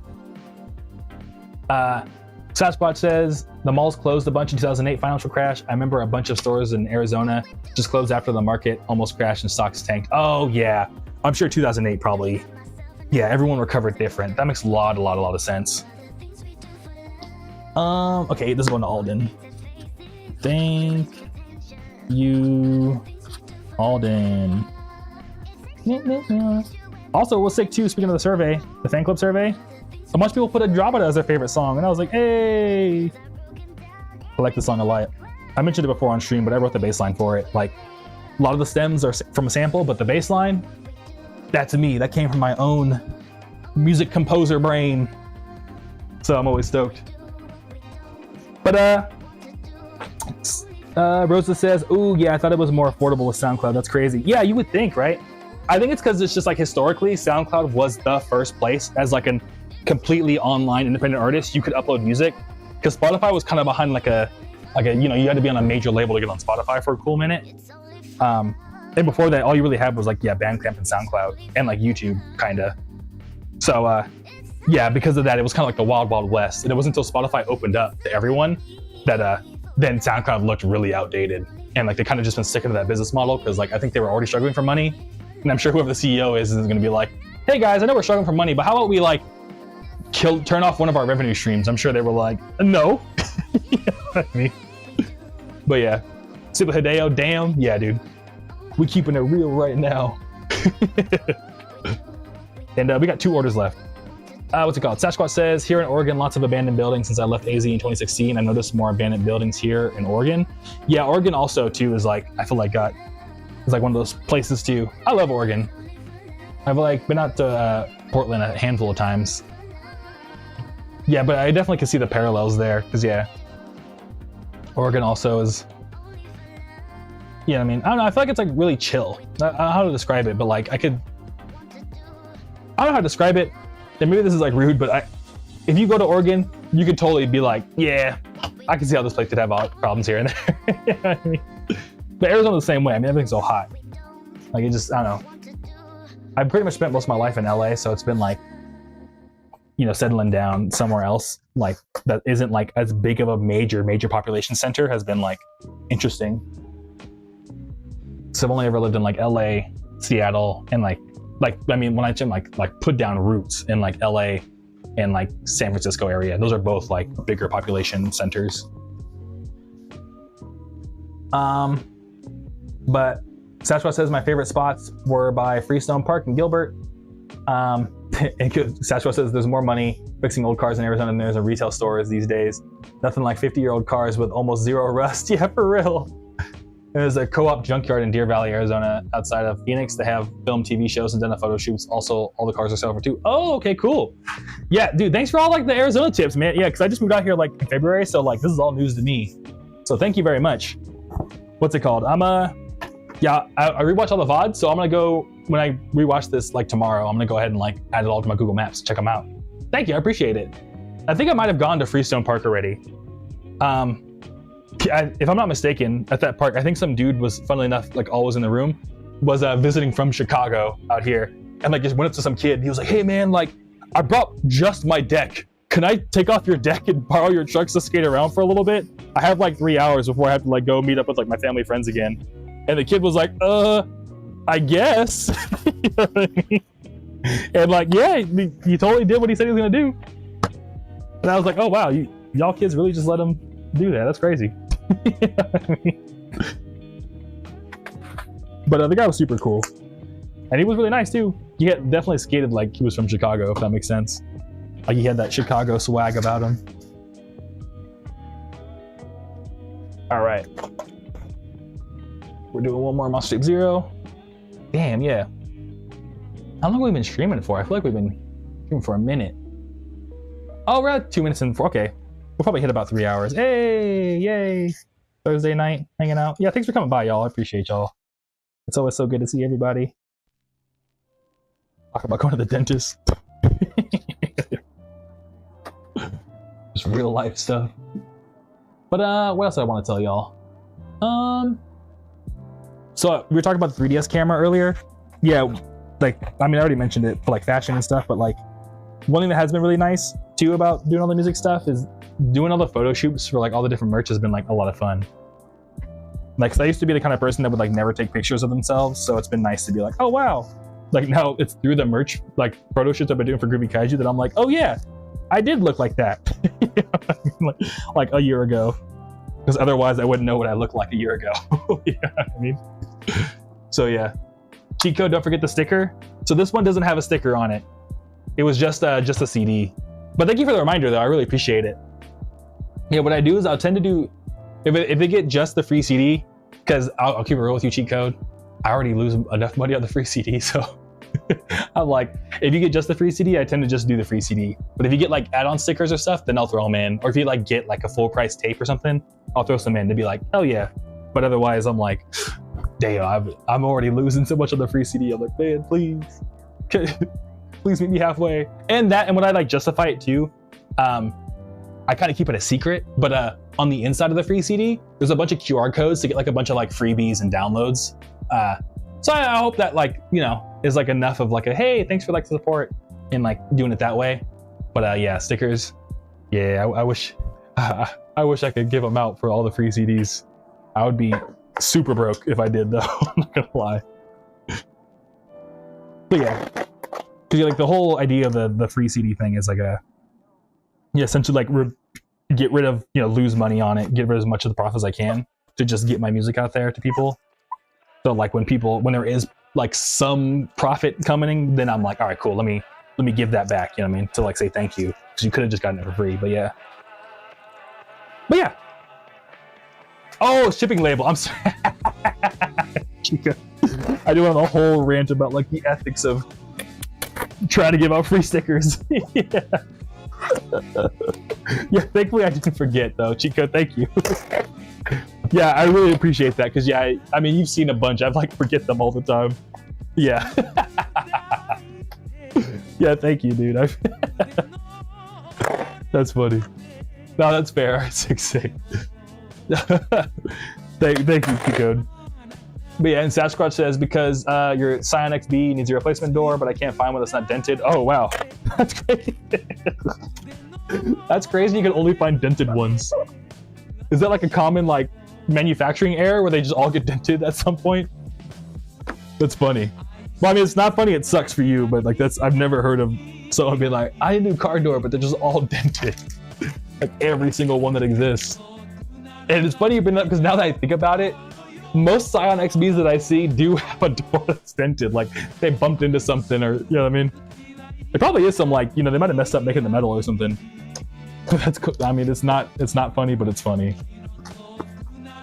I'm sorry, Sasquatch. I'm sorry for laughing, but that's a crazy problem to have. But it's not even your fault. It's like Scion's fault. Yeah, and I got a TC though, but we're both Scion. We both got Scion cars. That's what's up. All right, cool. This is going to Connor. Thank you, Connor. Da, da, da, da. I love this song. Da, da, da, da, da, da, da. What was wild is I remember. Oh wait, let me have Sasquatch real quick. Sasquatch, nope. It's because the doors were dented by previous owners. Yeah, exactly. That's what I'm like. But I mean, like, you know, you could be a previous owner, but like it could be like a manufacturing error, because like maybe they designed it bad so that people who own the car tend to dent it easily. You know what I mean? Because then it's like it is the previous owner's fault, but it's also like the person who designed the door. I guess it's like more like pointing fingers. But either way, yeah. Either way, it sucks. You can't find a non-dented door. That's wild that all the doors are dented. I guess that's maybe why I'm trying to like point the finger at like Scion, because it's like whoever designed that door at Scion, if it's that widespread of a problem where like everyone's door is dented, you know what I mean? I don't know. But yeah, again, it's just like, it could just be previous owners just don't care. And Sasquatch says mine was fixed by previous owner, but it's not fixed, right? It's very noticeable. The bottom corner is bent. Damn, that sucks. Okay, well that's different. If they said it was fixed and it was still super bent, oh, that one's on them for sure, for sure. Yeah, used cars, that's like a whole world of weirdness. And I've definitely dealt with it for a huge chunk of my car owning history. We should talk about that next time. This is my last order, so after this I'll probably do the good old last 10 minutes, just hang out, tell a couple more stories, and then log off. But next time we stream, I gotta get some opinions for buying new versus used cars. Sashbot says the lightweight small car is a problem on all cars. I feel that, okay, on all small cars. Yeah, for sure, for sure. Yeah, you know, I feel you. You spitting.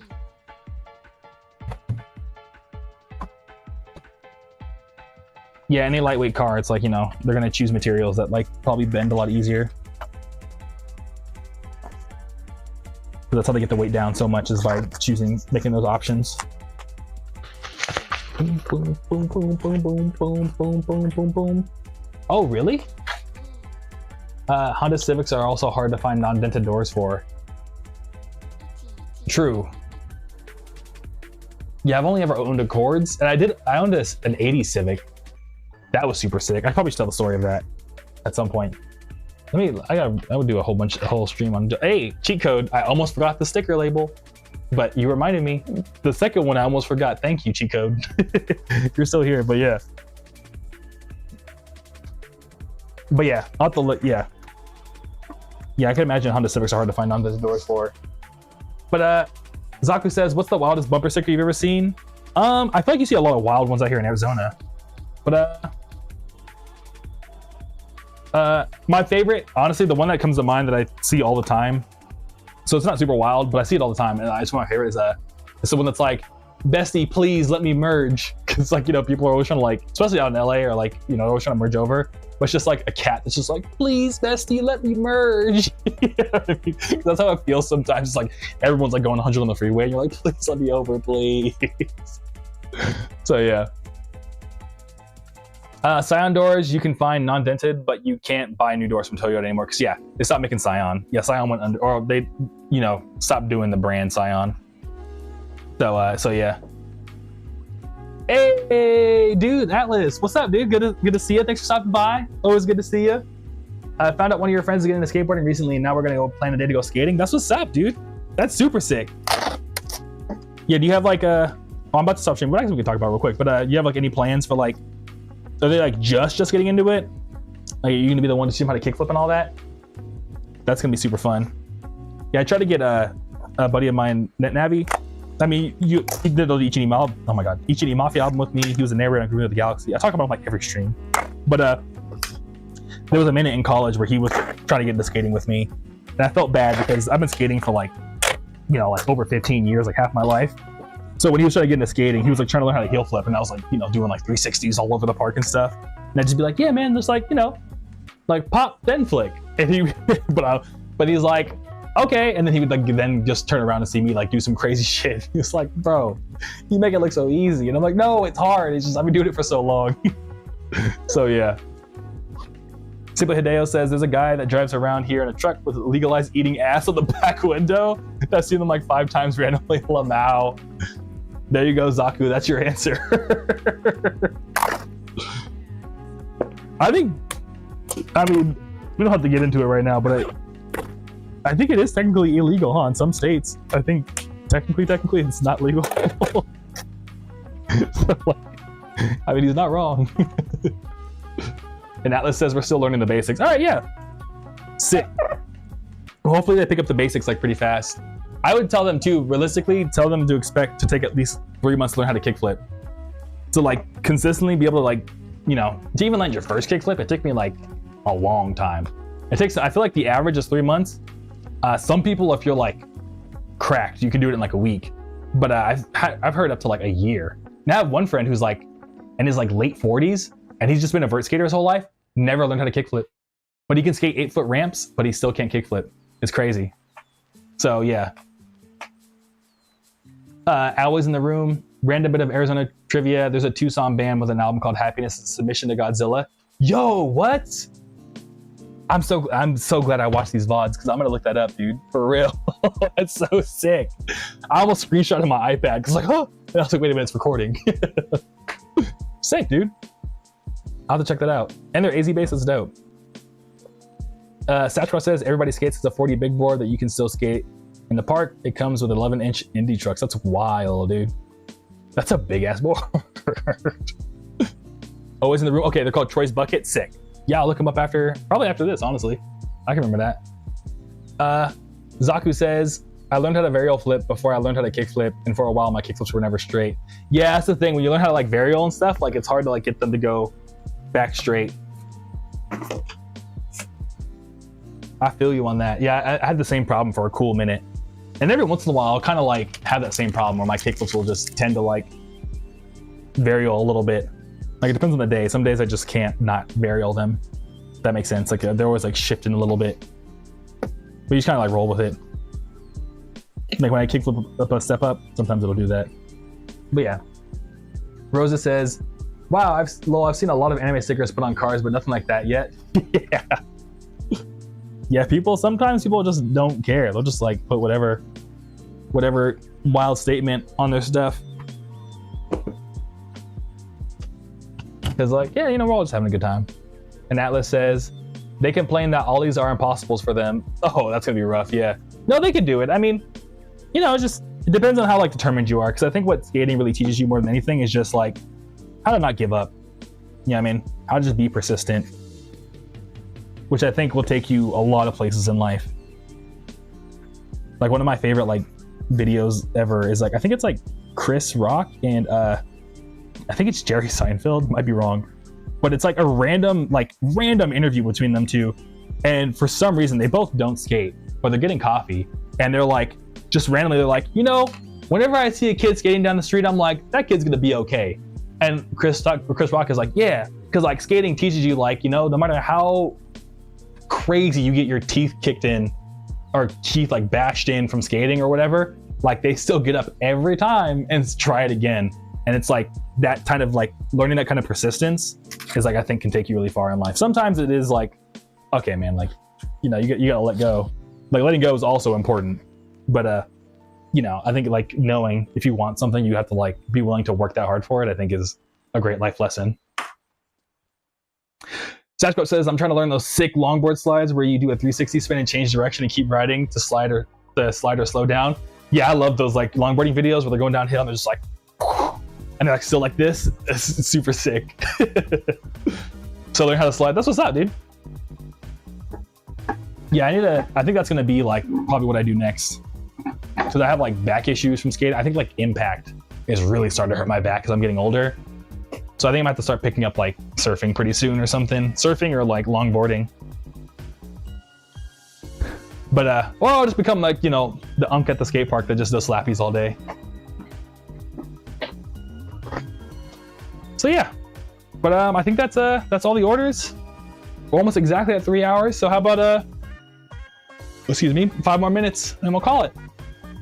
See, I know it's getting late too. Was it like almost like midnight on the East Coast? It's almost bedtime for y'all. Yeah, I think it wouldn't be at Simply Hideo. I know you're on the East Coast. We talked about it last time, so it's getting late. But Atlas says that's what I told them. Took me about 2 weeks and a few video tutorials to learn stationary ollies, and I still have trouble sometimes. I'm also trying to get comfortable to do moving ollies. Yeah, dude.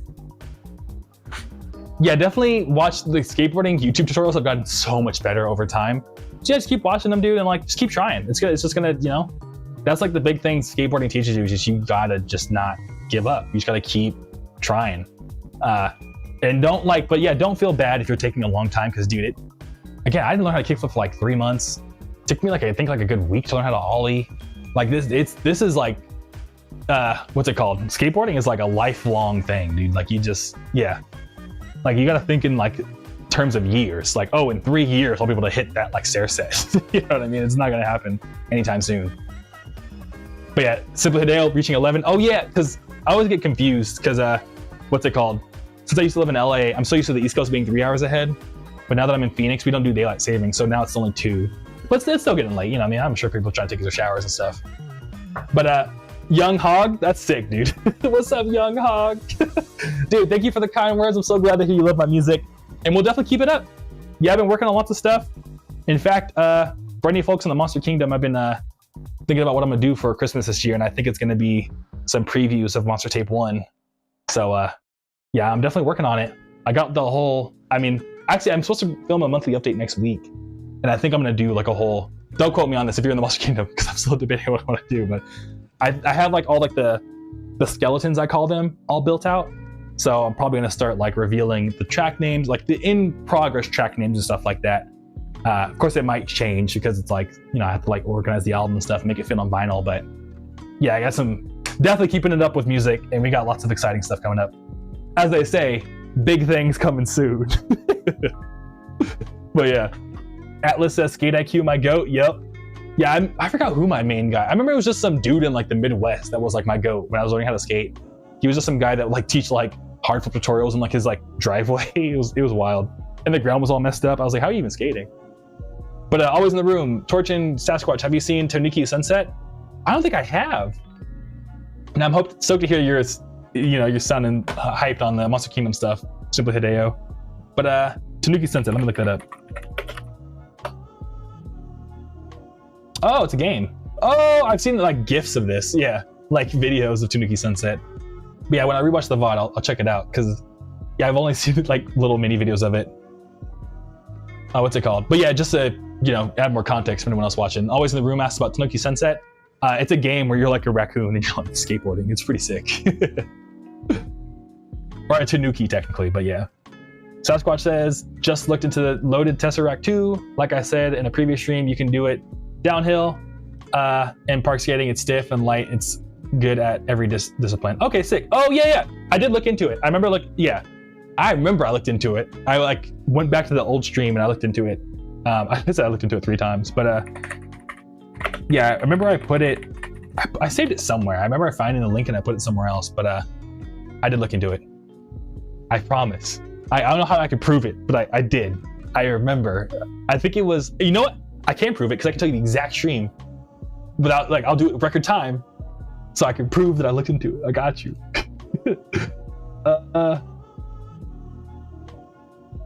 Oh wait, no, I didn't. Oh, I did it right now. I can't prove it. But I watch all the VODs, so I remember, yeah. Just trust me. Trust me, Sasquatch, I swear. But did you say it under a different username? I feel like you did, no? I think you might be on your other YouTube. Or maybe you added like a YouTube @ I don't know. Anyways, Atlas says, Skate IQ is hosted by Michi Brusso, who's an ex-game skater. He's done videos with Tony Hawk and Andrew Anderson. He does great tutorials. Okay, sick. I'll look into them. Yeah, I'm at the point where I think, what's it called? I'm at the point, I haven't watched a skating tutorial in a long time. Because I'm at the point, I feel like I know all the tricks I want to do. Which is, you know, not trying to like subtly flex. But I've been skating for like 15 years. So, you know what I mean? Like, I've kind of done anything I've wanted to do. So, but that being said, though, I'm gonna check it out. Just to see if I can, you know, maybe learn my kicklifts better or something. That'd be super sick. And Sasquatch says it's not cheap though because it's pretty durable. Yeah. I mean, I've been skating. Yeah, skating is something I'm down to put money on because, you know, I've been doing it for so long. It's such a big part of my life that like I'm down. Like I always buy something else. You only have one account on YouTube? All right, I'll rewatch a VOD because I remember I did look into it. I know I can't prove it to you, and I wish I could, but I remember. I know I can. Maybe I can Google. Let me touch my search history. Maybe it's on that.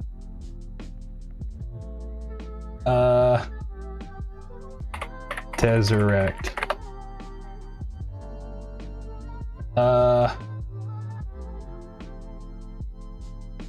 Did I look it up on my phone? Or maybe I spelled it wrong. Let me go loaded. Nope. Damn. All right. I know I looked into it though. Well, I looked into it. I can't prove it, but I know I've seen it. I don't know. Give me some. I don't know. I'm doing the most. Anyways. Thank you. I appreciate you. Austin says, I got an electric longboard that I cruise around on, but I think skateboarding is just so much cooler. I think, yeah. Yeah, I've always been more on the skateboarding side, but they're both cool. I think it's because in like high school, I had like a bunch of like longboarder friends. I've grown to appreciate them both for their own merit. Not that you're wrong, Austin. Like you know, me personally, because I'm a skater, I think skating's cooler, but I can respect both. They're both really cool. Because yeah, I mean, every once in a while, I'll put on like, you know, longboarding videos where they're just like to what Sasquatch said, like when they do the 360s with like the disc pucks, and they're like, it's super cool. But Brunson says the camera looks cool, even the POV. Hey, thank you, I appreciate it. Yeah, it's a bunch of OBS effects, and yeah, it's just a webcam up there, just shining down. So yeah. But yeah, and Sasquatch's point, it depends on who you ask, because you know, they said they've met dudes who bomb hills at 50 miles per hour. It's pretty wild, pretty cool. Yeah, I can't imagine going that fast. But I think I saw a video. Did you see the video recently of some pro skater like clocked himself at going like 40, I think 45 on like a normal skateboard, which is pretty crazy. I think Thrasher just put it up. Yeah, I feel bad. I'm always like yapping about skateboarding. Not that I feel bad, but you know what I'm trying to say. Thrasher, Hellbomb. No, do you love me too? Okay, after this song, I think we're gonna call it on the stream because I love this song. It was the same Hellbomb that Nuge did, like the OG Nuge bomb, but it was someone. But it wasn't Nuge. Like someone else did the same. But yeah. But I remember I was gonna write down some talking points I was gonna talk about later. I forgot what it was. Actually, while we're here, we should probably look and see who we're gonna raid on Twitch. All of a sudden, it was like a Resident Evil camera angle. I dig it. Yeah, it is a little like cursed low-key. I'm not gonna lie. That's one thing I tried to like purposely do, was not make it look too scary, because the first version of this did look like I'm watching like cursed footage or something. You know what I mean? Like someone's gonna come out of that room and just like stab me or something. But I improved it to look a little bit more happy. You know what I mean? Even if it is the crazy like horror camera angle.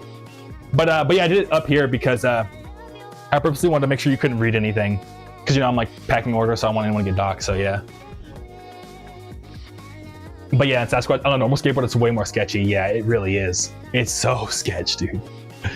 And Austin is one of my favorite songs. Hey, thank you. Yeah, I've said it on record. This is my favorite song I've ever made. Do You Love Me Too? It's all of my a lot of my favorite memories playing live is to this song. So yeah. I don't know why, everything about it is just, I love you all the time, baby. Yeah, it's just super sick. Love you all the time, baby. What's it called? Should we raid over to who does anyone have any suggestions for who to raid over to on Twitch? Actually,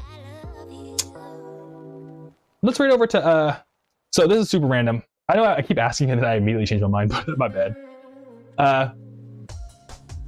So if you're on Twitch, everybody else, I'm stop streaming pretty soon, so my bad. But just for the Twitch people, you can like raid to send people over. But there's a guy named Coconut Prince. They're like a really chill dude. And during the pandemic, they did like a bunch of online virtual sets, and they like commissioned me to do a set for their stream. So I'm gonna show them some love back. But yeah, if you gotta go, yeah, don't feel like you have to go to this raid, but just do it to be nice to them. So yeah, get you around, always in the room. You're welcome for streaming.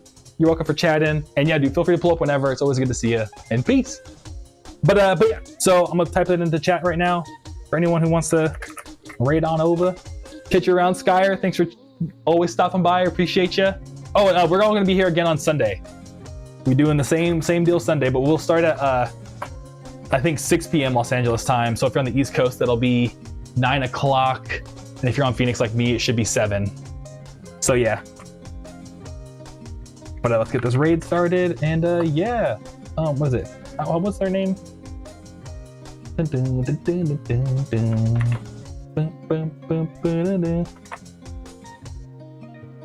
Oh, I think they're a Corgi VTuber now. Sick. That's where we're going. Night Zaku, Night Roses. Thank you so much for always coming by. It's always good to talk to you. Night Sasquatch, super good talking to you too. Thanks for all the skating and stuff, dude, and repping longboarders. I appreciate it, for real, for real. Oh, invalid username. No.